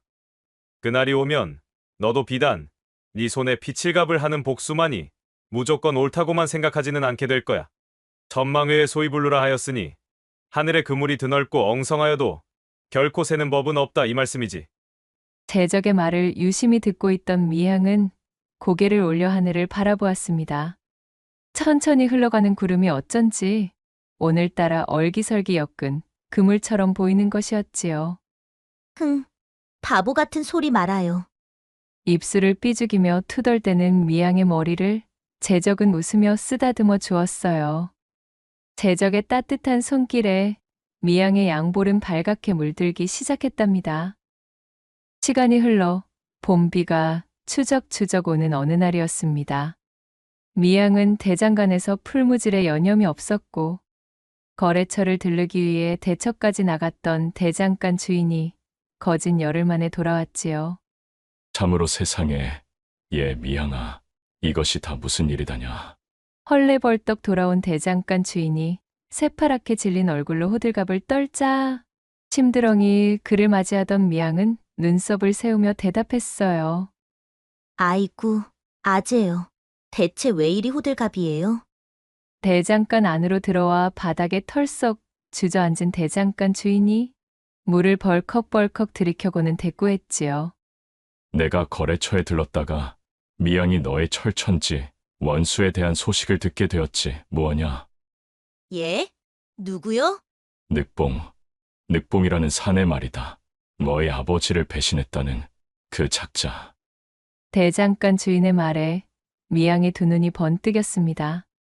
우연하게도 이번에 새로 만난 거래처의 거상과 청주의 너비아니를 놔두고 이런저런 이야기를 하던 끝에 다름이 아니라 이 거상이 늑봉 그 작자와도 꾸준히 거래를 한 사람이었다지 뭐냐.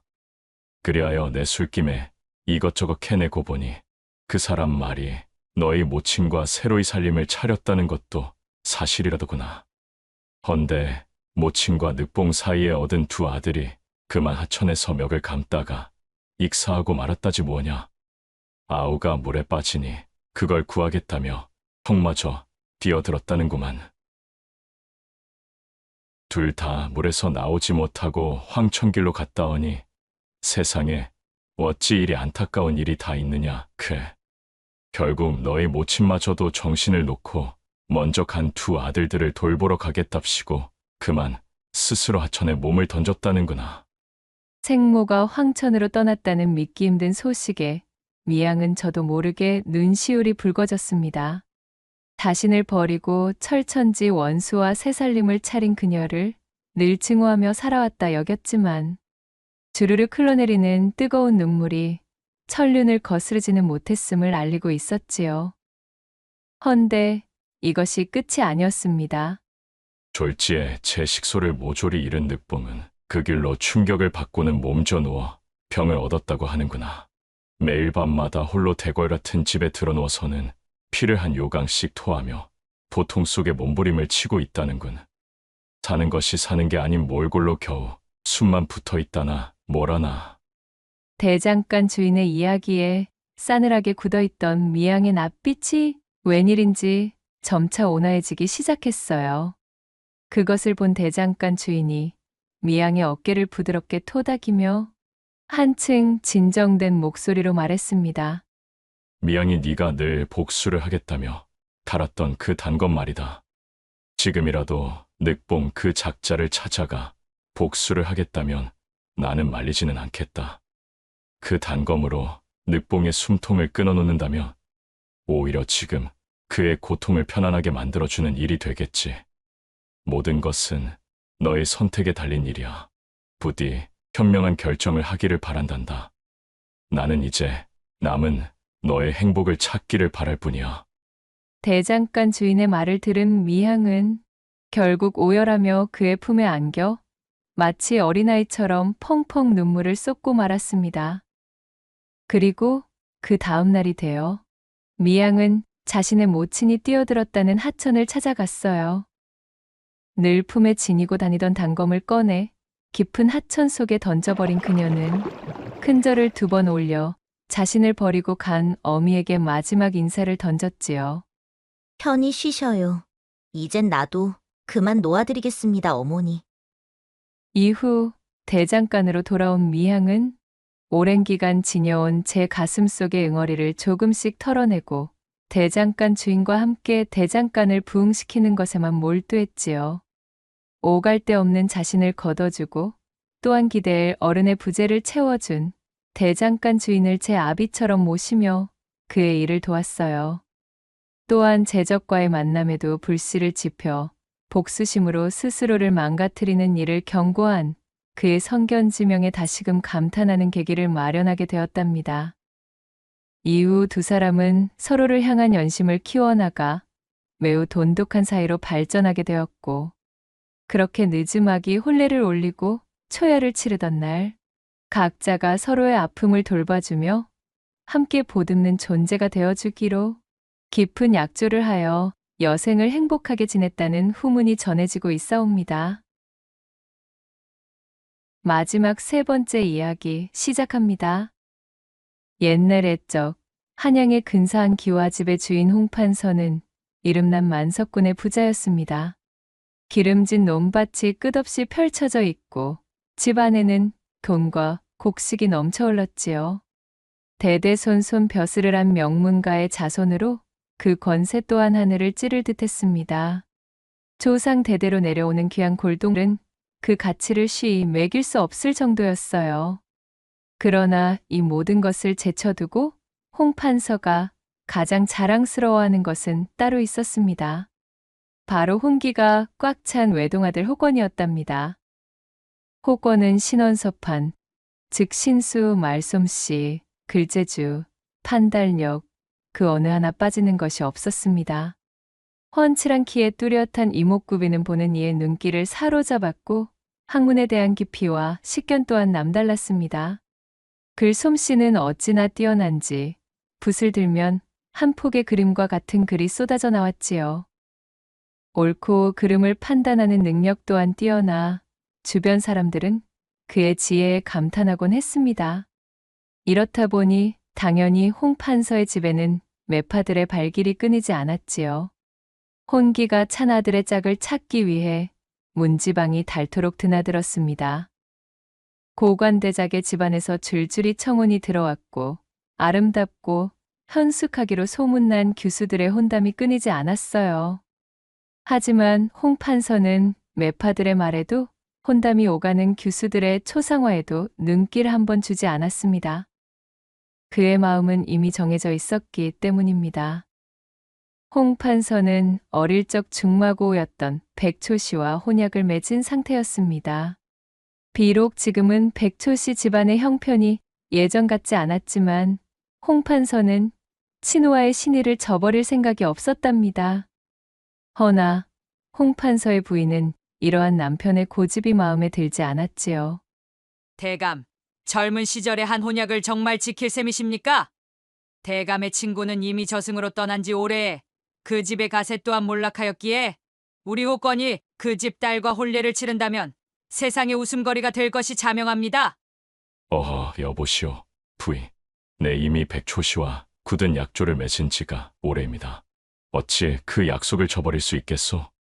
홍 판서는 부인이 혼담 이야기를 꺼낼 때마다 단호하게 말했습니다. 아니 대감, 언제까지 낡은 약속에 얽매여 계실 참이신지요? 우리 호권이에게 더 좋은 배필을 찾아줘야지요. 홍 판서 부인은 간절한 눈빛으로 남편을 설득하려 했어요. 백초시대 규수도 물론 훌륭하겠지만 우리 호권이에게는 더 나은 자리가 얼마든지 있습니다. 대감도 아시지 않습니까? 저 녀석은 장차 이 나라를 이끌어갈 인재로 클 상인데 그에 맞추어 혼사도 신중해야 하지 않겠습니까? 홍 판서 부인은 아들의 앞날을 생각하며 더 좋은 혼처를 찾고 싶어 했습니다. 부인, 물론 호권이의 앞날도 중요하오. 하지만 사람의 도리가 더 중요한 법이오. 허니 나는 백초씨와의 약속을 앞으로도 지킬 것이오. 게다가 백초씨의 여식 수련이는 부인이 생각하는 것 이상으로 좋은 아이입니다. 홍 판서가 고집스럽게 말하며 부인의 마음을 돌리기 위해 예전의 이야기를 하나 꺼내기 시작했습니다. 그것은 언젠가 홍 판서가 백초 씨의 집에 들렀다가 본 모습이었지요. 백초 씨는 대대로 학문을 숭상해온 집안의 후손이었으나 넉넉지 못한 형편에 일찍이 벼슬기를 포기하고 고향으로 돌아왔습니다. 선대로부터 물려받은 재산이라고는 작고 낡은 초가 삼간과 메마른 밭대기 몇 마지기가 전부였지요. 하지만 백초 씨는 좌절하지 않았습니다. 그는 부지런히 논밭을 일구고 틈틈이 책을 읽으며 선비로서의 본분을 잊지 않았답니다. 다행히 그런 백초 씨에게는 든든한 반려자가 있었어요. 뼈대 있는 집안에서 나고 자란 부인은 검소하고 알뜰한 성품, 넉넉하지 않은 살림에도 불평 한마디 없이 집안을 꾸려나갔습니다. 부인은 삭바느질과 길쌈으로 가게를 돕고 틈틈이 밭일을 거들며 백초 씨를 내조했어요. 백초 씨의 집은 비록 초가 삼간이었지만 티끌 하나 없이 깨끗하게 정돈되어 있었습니다. 부인은 매일 아침 일찍 일어나 마당을 쓸고 낡은 가재도구들을 반질반질하게 닦았습니다. 마당에는 작은 텃밭이 있었는데 부인은 이곳에 상추와 깻잎, 고추 등 갖가지 채소를 심어 갖고 왔습니다. 텃밭은 언제나 반듯하게 다듬어져 있었고 잡초 하나 찾아볼 수 없었어요. 백초 씨는 젊은 시절, 비록 과거에는 낙방했지만 학문에 대한 열정은 식지 않았습니다. 그는 이날 이때껏 농사를 지어오면서도 책을 놓는 법이 없었지요. 낮에는 밭에서 땀 흘려 일하고 밤에는 등잔불 아래에서 책을 읽으며 지식을 쌓았어요. 백초 씨의 학식과 인품은 널리 알려져 동네 사람들은 어려운 일이 있을 때마다 그를 찾았습니다. 편지를 써야 할 때, 비문을 새겨야 할 때, 족보를 정리해야 할 때 등 글과 관련된 일이라면 모두 백초 씨의 몫이었습니다. 백초 씨는 아무리 바쁜 와중에도 부탁을 거절하는 법이 없었지요. 그는 정성껏 글을 쓰고 어려운 내용을 쉽게 풀어 설명해 주었습니다. 글을 아는 사람이 먼 곳에서 소문을 듣고 찾아오는 날이면 백초 씨는 더욱 반가워했습니다. 그는 손님을 따뜻하게 맞이하고 밤새도록 글과 학문에 대해 이야기를 나누었습니다. 그리하여 홍판서 또한 이러한 손님들 중 하나였답니다. 어느 초여름날 들에서 돌아온 백초 씨가 홍판서와 함께 마루에서 점심상을 받았습니다. 텃밭에서 뜯어온 상추가 한 상 가득 올라왔고 백초 씨와 홍판서가 서로 정답게 이야기를 나누며 자리에 앉았지요. 그때 백초 씨의 딸 수련이 큰 대접에 오물물을 떠와 가지런히 내려놓았습니다. 아버님, 그리고 판서어른, 여기 손순물을 떠왔습니다. 어이구, 그래, 수련아, 고맙구나. 홍판서는 며느리감으로 약조해둔 수련의 미모가 나날이 고와지는 것을 바라보며 대견한 미소를 지었지요. 백초 씨와 홍판서가 손순물로 손을 꼼꼼히 닦고 수저를 뜨려는데 구겨진 갓에 해진 두루마기를 입고 담보찜을 진 남루한 과객 한 명이 살인문을 열며 들어오는 것이었어요. 계십니까? 지나가던 기손입니다만 갈증이 심하여 그러하오니 물 한 모금만 주시지요. 하지만 인품 좋은 백초 씨가 끼니 때 찾아온 손님을 겨우 물 한 모금만 대접하고 보낼 위인이 아니었습니다. 아이고 그러십니까? 보아하니 아직 요기도 안 하신 듯한데 수찬이지만 어떠신지요? 이리 와서 겸상을 하시면 어떻겠습니까? 아이고, 이거 참으로 염치가 없어서. 백초 씨는 부엌 장지문 쪽을 향해 밥과 수저를 한 벌 더 내달라며 아내에게 부탁을 했지요. 그때 길소는 갈증이 매우 심했던지 상이 놓인 마루로 들어서 앉다 말고 백초 씨의 손을 씻은 물이 담긴 대접을 들어 벌컥벌컥 마시는 게 아니겠어요? 그 모습을 본 백초 씨가 대경실색하고 말았지요. 아니 그 물은 내 손. 헌데 백초 씨의 딸 수련이 쪼르르 달려오더니 백초 씨의 팔을 붙들어 그를 말리고는 길손이 반쯤 마시다가 내려놓은 손 씻은 물을 두 손으로 잡고 벌컥벌컥 다 마셔버리는 것이었습니다. 그러고는 생긋이 웃으며 길손을 쳐다보며 말했지요. 손님, 저희 집 우물물 맛이 참으로 좋지요? 재작년쯤 저희 아버님과 작은아버님이 힘들여 판 것이지요. 특히 이맘때의 물맛이 아주 근사하답니다. 아, 그렇구나. 그래서 그런지 물맛이 아주 꿀맛이네 그래. 수련은 싱그러운 미소를 띄우고는 물러갔고 길소는 맞바람에 개눈 감추는 속도로 고봉밥을 다 비운 다음 깊이 허리 숙여 백배 인사를 하고 살인문을 빠져나가 가던 길을 재촉하였습니다. 길손이 떠나고 나서 백초 씨가 딸 수련이를 불렀지요. 아니 수련아, 길손이야 손수물인 줄을 모르고 마셨다지만 대체 너는 어찌하여 마신 것이냐? 그러자 수련이 웃으며 대답했어요. 그 길손이 아버님 말씀을 들었는지는 모르겠으나 만약 자신이 들이킨 물이 손 씻은 물인 줄 알았다면 판서 어르신도 함께인 자리에서 그분이 얼마나 무안했겠습니까? 하여 길손의 무안을 덜어드리고자 저 역시 그 앞에서 손수물을 비운 것입니다. 경거망동하여 부끄럽사옵니다. 아버님, 그리고 판서 어르신. 수련의 대답을 들은 백초 씨가 크게 웃음을 터뜨렸고 처음부터 끝까지 그 모습을 보고 있었던 홍판서 또한 며느리로 점찍어둔 수련이 보통 내기의 아이가 아니란 것을 알았지요. 수련아, 참으로 너의 인망이 내 아버지를 쏙 빼닮았구나. 내 며느리 보기 이리도 좋으니 이 어찌 기쁘지 않을 수가 있겠느냐? 홍판서가 수련의 어깨를 토닥여주며 말했고 수련은 두 뺨을 붉게 물들이며 고개를 푹 숙이고는 쪼르르 부엌으로 도망쳐버렸지요. 가슴에 간직하고 있던 이야기를 마친 홍판서가 부인에게 말했습니다. 우리 며느리로 정해둔 수련이는 그런 아이요. 그 어디에서도 우리 수련이 같은 인품의 며느리는 찾아보기 힘들 것이오. 그러니 부인, 나는 백초 씨와의 약속을 깰 생각이 추호도 없습니다. 우리의 혼약을 아는 사람은 다 아는데 친구가 죽고 집안이 몰락했다고 정해둔 혼약을 파기하면 그거야말로 웃음거리 아니겠습니까? 대감, 허나 이 문제에 대한 이야기라면 이제 더 이상은 듣지 않겠소이다. 그만 물러가시오 부인. 남편의 성화에 어쩔 수 없이 방에서 빠져나온 홍판서 부인은 속이 까맣게 타들어가는 기분이었습니다. 일이 되면 당사자의 마음이라도 돌려보아야 하겠구나. 그럼 몰락한 집 구석에 귀한 내 아들을 장가 보낼 수야 없지 않겠는가. 부인은 제 아들인 호건을 붙잡고 간곡하게 설득도 해보고 때로는 눈물로 호소하기도 했습니다. 호건아, 어미의 마음을 정녕 모르겠느냐? 너는 장차 이 집안을 이끌어갈 기둥이다. 너의 혼사는 단순히 너만의 일이 아니란다. 가문의 번영과 미래가 걸린 중대한 일임을 모르는 것은 아니겠지?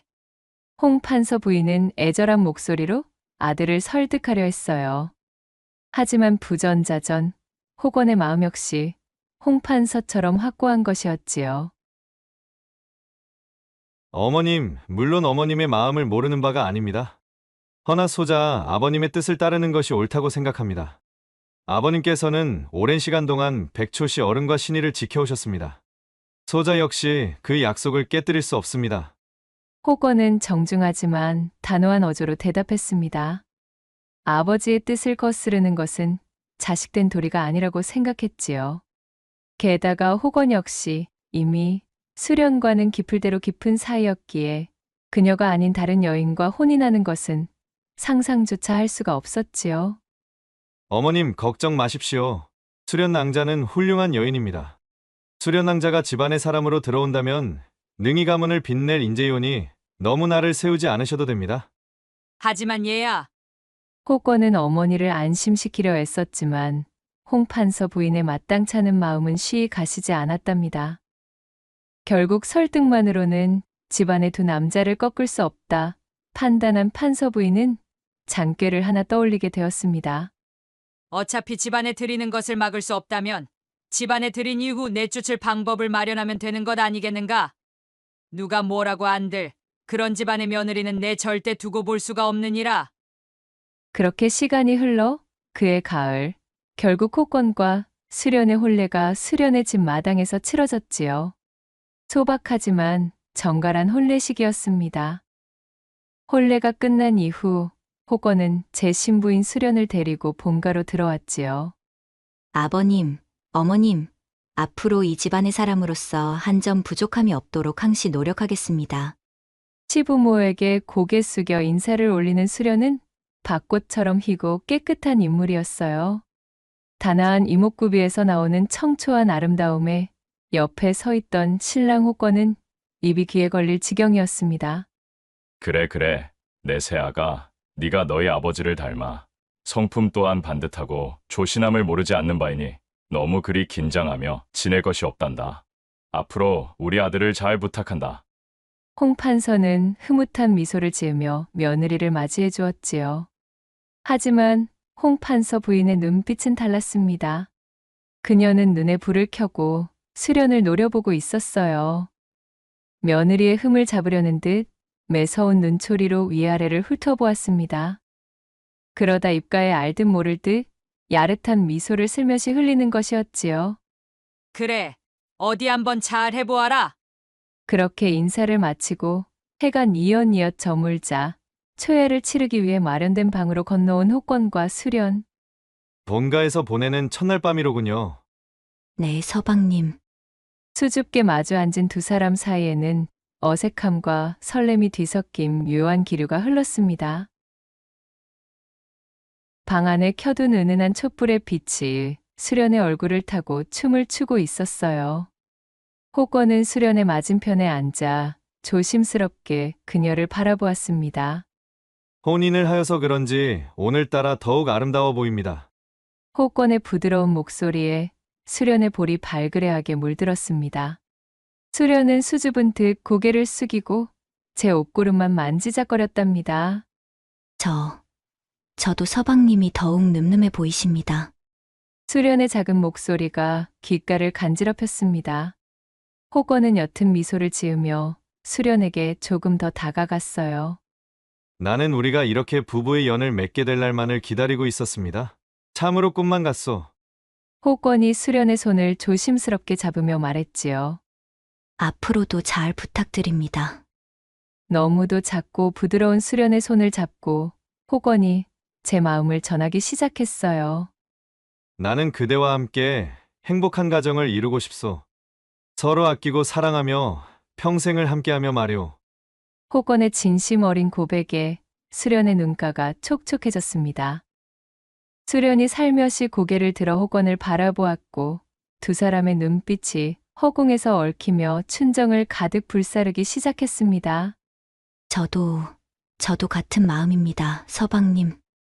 수련의 목소리가 떨리고 있었지만 그 안에는 호건을 향한 진심이 가득 담겨 있었어요. 호건은 웃으며 수련의 손을 더욱 굳게 잡았습니다. 두 사람 사이를 흠뻑 적시는 애정의 기류가 마치 봄날의 아지랑이처럼 피어올랐습니다. 이윽고 호건과 수련은 합 한 줄을 나눠 마셨습니다. 호건은 조심스럽게 촛불을 끄고 수련의 옷구름으로 손을 가져갔지요. 이미 수련의 집에서 몇 번 자리를 가진 경험이 있는 호건은 능숙하게 수련의 옷가지를 벗겨냈습니다. 겹겹이 껴입은 옷가지들이 하나씩 벗겨질 때마다 수련의 하얀 속살이 달빛 아래 수줍게 드러나는 것이었지요. 호건은 조심스럽게 수련을 눕히고 그 위를 미끄러지듯 올라탔습니다. 그리고 옥문 깊숙이 제 장승을 밀어넣으려 힘을 싣는 그 순간 호건은 자신 앞에 펼쳐진 예상치 못한 상황에 몹시 당황하고 말았습니다. 아니 이것이 대체... 조신하기 짝이 없던 청초한 제 아내 수련이 자신의 목을 껴안은 채 요분지를 해대는 것이 아니겠어요? 제 허리를 분주히 흔들며 엉덩이를 금침에서 붙였다가 떼었다가를 반복하는 그 몸짓. 이는 분명 남자의 흥을 돋우기 위한 요분질이었습니다. 이 요분질이라 함은 보통 색주가의 기녀들이나 하는 짓이었지요. 반가의 규수가 그것도 초야의 서방 앞에서 이런 행동을 한다는 것은 상상조차 할 수 없는 일이었습니다. 이 모습을 본 호건은 머릿속이 새하얘지는 듯 했습니다. 하늘이 무너지는 것 같은 충격에 사로잡힌 그는 그간 믿고 있었던 수련에게 배신당했다는 생각까지 들었지요. 가슴이 찢어지는 것 같은 비통함과 함께 괘씸함이 물밀듯 밀려왔습니다. 어찌 이럴 수가... 호건은 떨리는 목소리로 중얼거리며 자리에서 벌떡 일어났어요. 더 이상 수련과 한 공간에 있을 수 없다는 생각만이 가득했으니까요. 호건은 옷을 주섬주섬 챙겨 입고 그대로 방을 박차고 나와버렸습니다. 서방님, 어찌 그러시나요, 서방님? 등 뒤에서 수련의 애타는 목소리가 들렸지만 호건은 고개를 돌릴 생각조차 하지 않았어요. 싸늘한 밤 공기가 호건의 뺨을 때리며 부딪혔고 그는 허망한 눈으로 하늘을 바라보며 그렇게 엉망진창이 되어버린 초야를 뜬 눈으로 지새우고 말았습니다. 이튿날 아침 호건은 이 모든 사실을 제 부모에게 고했지요. 효심이 깊었던 호건은 차마 이 문제를 두고 부모님께 비밀로 할 수가 없었던 것입니다. 간밤에 있었던 일에 대해 전애들은 홍판서는 두 눈을 질끈 감은 채 탄식만을 흘렸고 판서 부인은 이때다 싶어 목소리를 높이며 외쳤지요. 내 진작에 그 집안의 씨가 이 사달을 낼 줄 알고 있었다. 그러게 제가 무엇라 했습니까?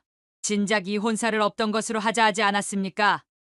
허나 어머님, 제가 어제는 하도 당황하여 성급하게 신방을 나와버렸으나 대체 어찌된 연유인지 수련에게 한번 물어나 보는 것이 좋지 않겠습니까? 곰곰 생각을 해보니 평생을 함께할 사람인데 겨우 이러한 작은 소동으로 단번에 결정을 한다는 것이... 겨우라고 하였느냐? 그것이 어찌 겨우 작은 소동으로 치부할 일인 게야? 혼인 전에는 반가의 규수로서 또한 혼인한 이후로는 우리 집안의 며느리로서 그것은 있어서도 아니 되고 있을 수도 없는 일이니라. 어디 경망스럽고 불경스럽게 아녀자가 초야의 지아비 앞에서 그러한 추태를 벌일 수가 있다는 게야?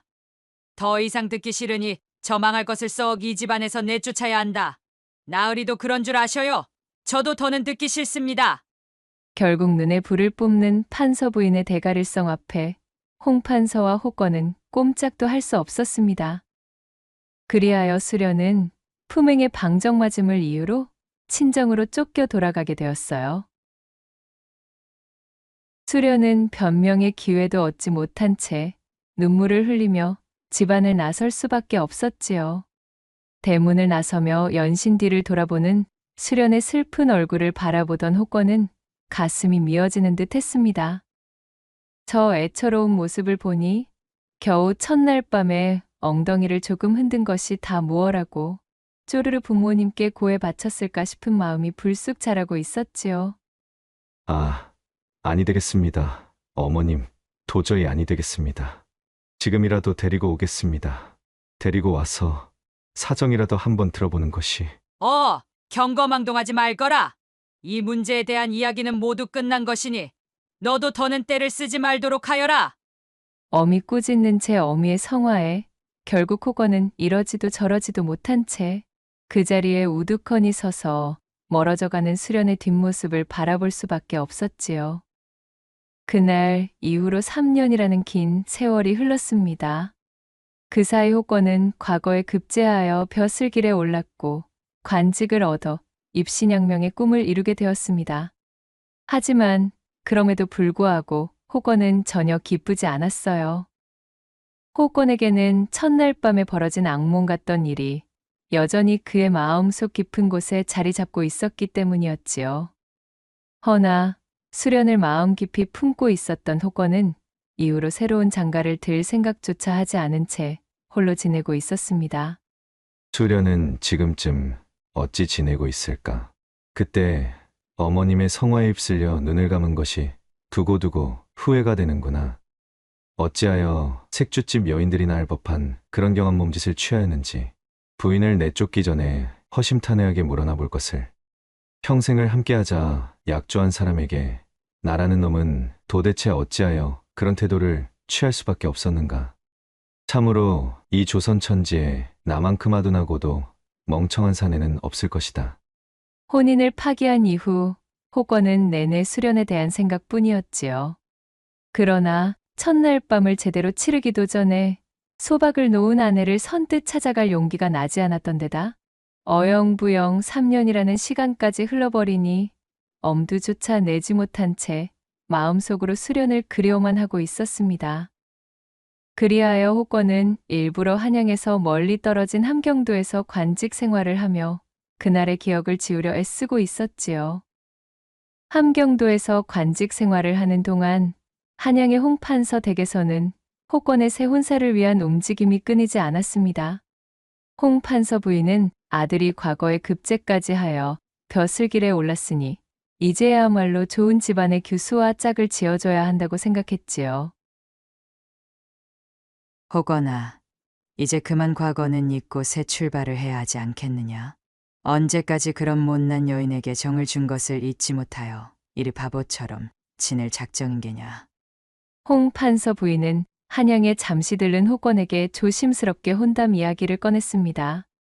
어머님, 저는 앞으로도 혼인할 생각이 없습니다. 비록 그날 제 아내로 맺어진 사람의 부정한 모습에 실망하여 집안에서 내치긴 하였으나 그렇다고 하여 제 마음 안에 들어와 있던 사람까지 사라진 것은 아닙니다. 마음에 다른 여인을 품고 혼인을 하다니요. 이는 새로 들어올 사람에게도 못할 짓이니 어머님께서도 이만 포기해 주시지요. 가문의 대를 잊지 못하는 것에 대한 불효, 참으로 송구할 뿐입니다. 호건은 단호하게 대답했습니다.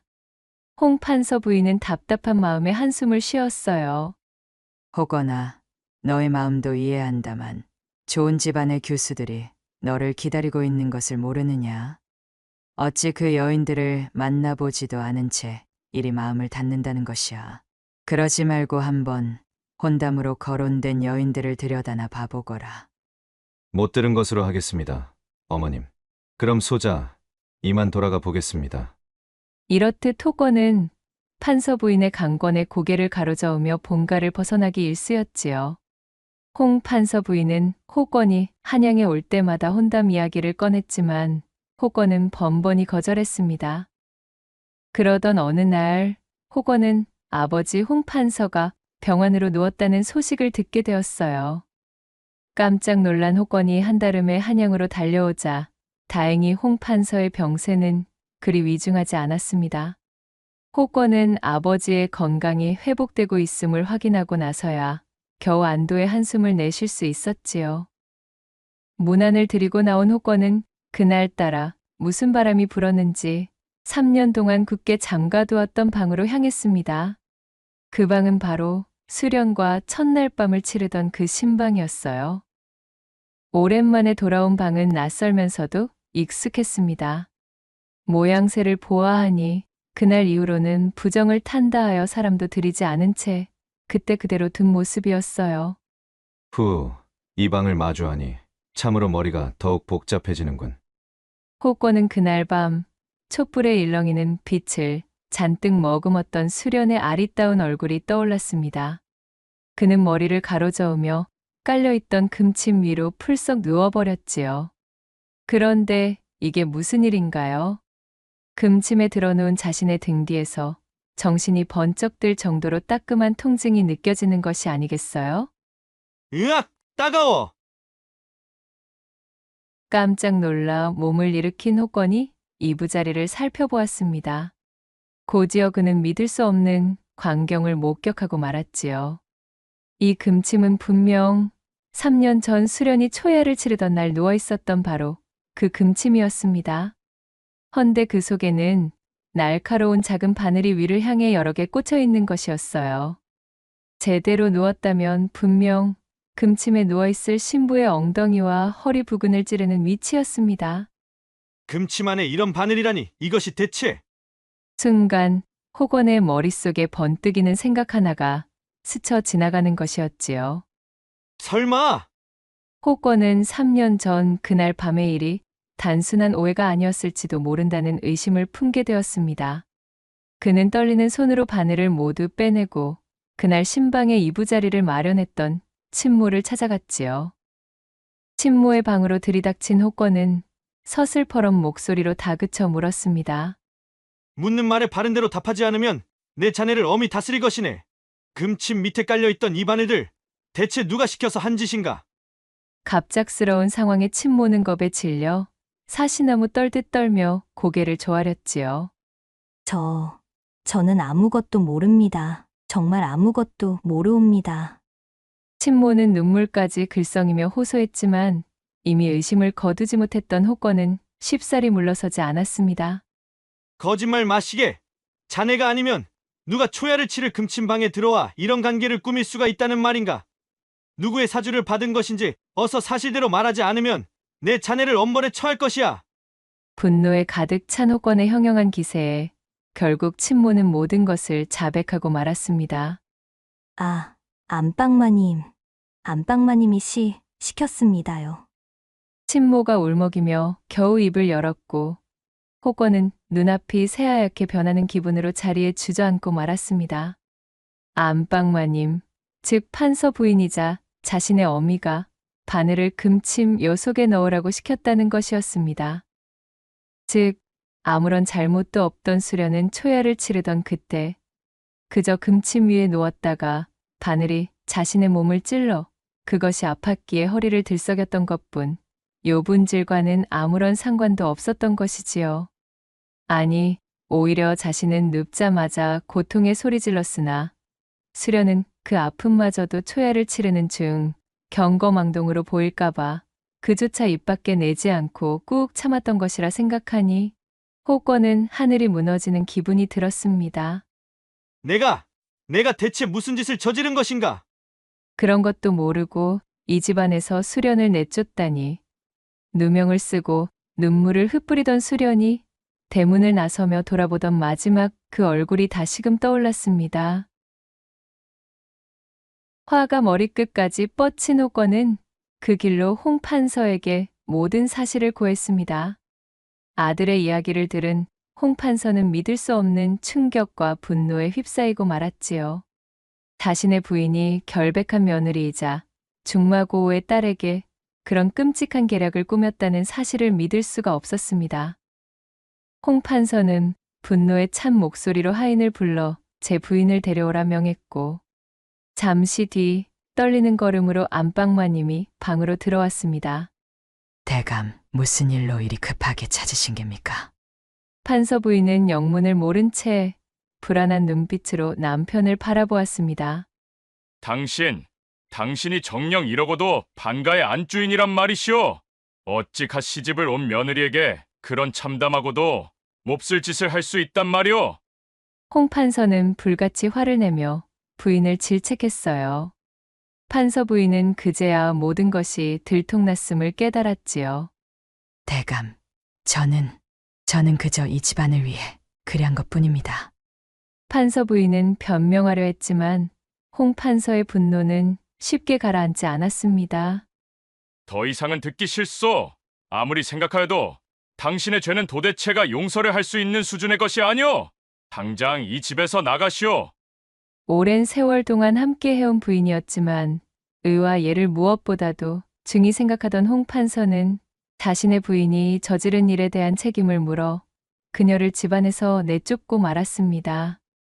눈물 콧물로 범벅이 되어 홍 판서의 바짓가랑이를 붙들고 늘어진들 신뢰를 잃어버린 홍 판서는 그녀에게 눈길조차 주지 않았지요.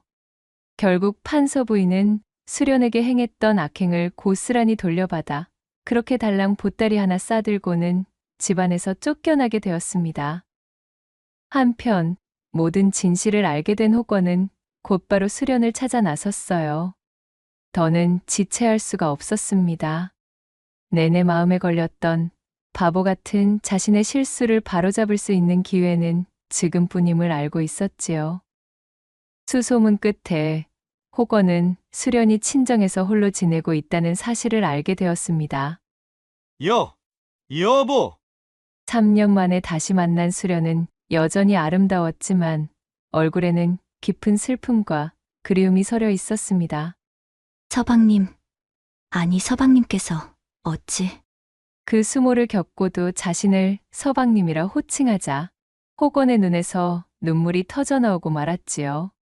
호건은 수련의 얼굴을 바라보는 것조차 죄스럽다는 듯 털썩 그 앞에 무릎을 꿇고 자신의 잘못을 진심으로 뉘우치며 용서를 빌었습니다.